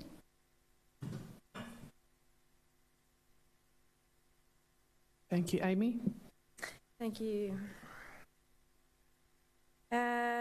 At the August 4th council meeting, in response to the question, this is a quote, "Can the council detail all the actions it has taken since the 2023 council resolution to secure federal and state funding for the 2022 OLC plan?" End of quote. Acting Director of Community Wellbeing Nicole Maslin stated, a familiar quote here, with the interim redevelopment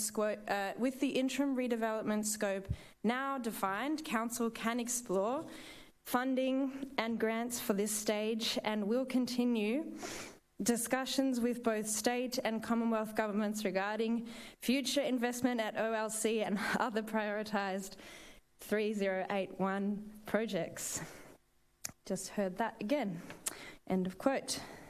For the sake of clarity and transparency, can Banyule Council administration confirm that between 2023 and 2025, it took no actions to advocate for state or federal funding to redevelop the aquatic facilities in line with the community-led co-design?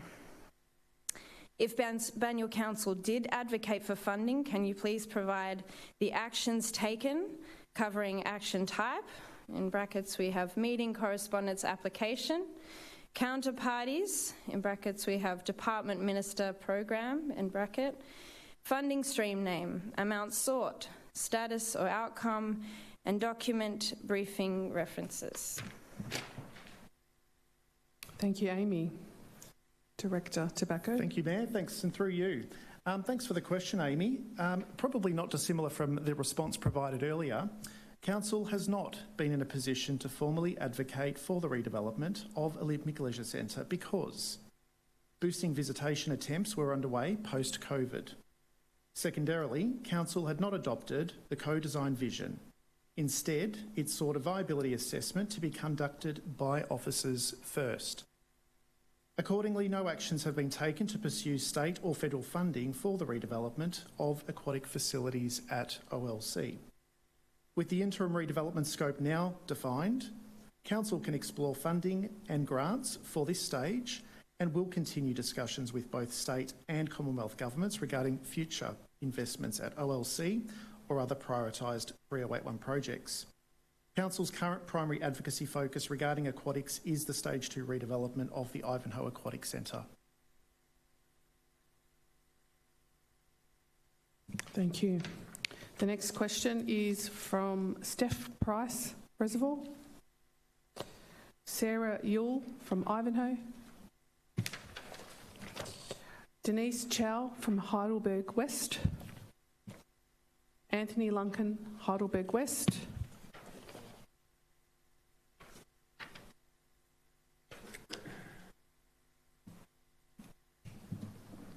Thank you, Anthony. Good evening, councillors and council employees. A question was asked about the co-design project on the frequently asked questions section of the Shaping Banyule OLC website. How can we be sure the project will go ahead? I assume that you will understand that that is the co-design. The answer included the statement, once the outcome of the co-design process is finalised, in planning for future long-term budgets, Council would look to potentially commit $10 million to the project. With $1.8 million now allocated to the new OLC operating model, what has happened to the other $8.2 million? Thank you, Anthony, for your question. Thank you, through you, Mayor. Thanks for the question, Anthony. So for total clarification, and as outlined both in your question and in the officer report, the statement which reads, once the outcome of the co-design process is finalised, in planning for future long-term budgets, Council would look to potentially commit $10 million to the project. Following the consideration of the officer report on the 23rd of June, Council has resolved to now allocate $1.8 million towards the interim model, but has not ruled out a future redevelopment of the centre consistent with the community vision, albeit without aquatics. The next question is from Catherine Bradley from Heidelberg.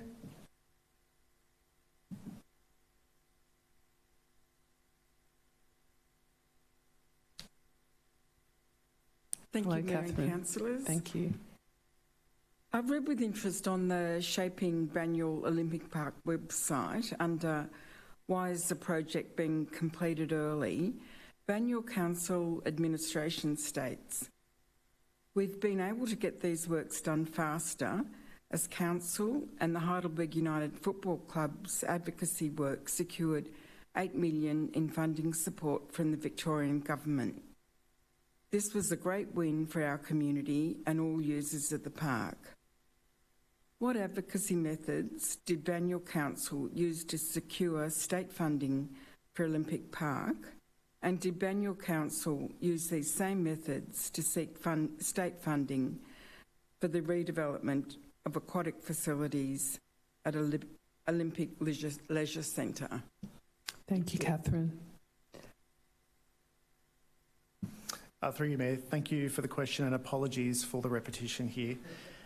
Council would like to clarify that it has not been in a position to formally advocate for the redevelopment of OLC to include aquatic facilities, as Council has not adopted the co-design vision that encompassed aquatics as a component.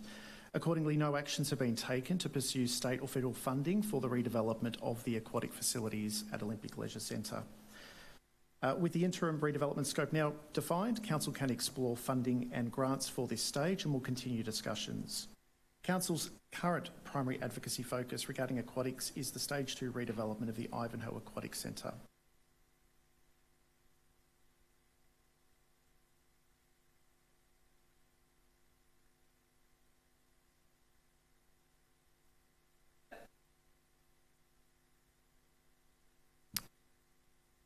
Thank you. We'll come back with an answer on the first part of the question. Oh, the CEO is happy to answer.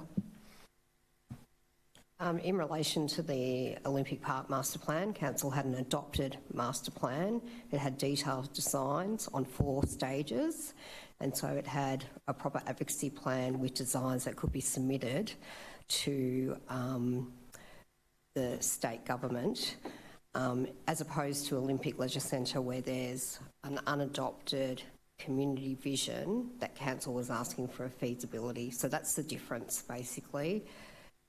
To get state or federal support, you need an adopted position of Council to actually get that support. Thank you to the CEO. The next question is from Sarah Stevens, Heidelberg West. From Brendan Bush from Heidelberg West. Alyssa Maragudakis from Heidelberg West. Fleur Taylor from Heidelberg Heights, Jessie Webb from Heidelberg West,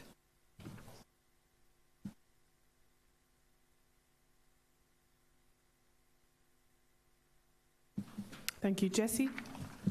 Thank you, Mayor and councillors. My question is, Banyule Council commits to access, equity, participation and rights for everyone, yet the online form for lodging public questions at council meetings is only available in English. In West Heidelberg, 3081, 34 to 37% of residents speak a language other than English at home, and around 7% are not fluent in English.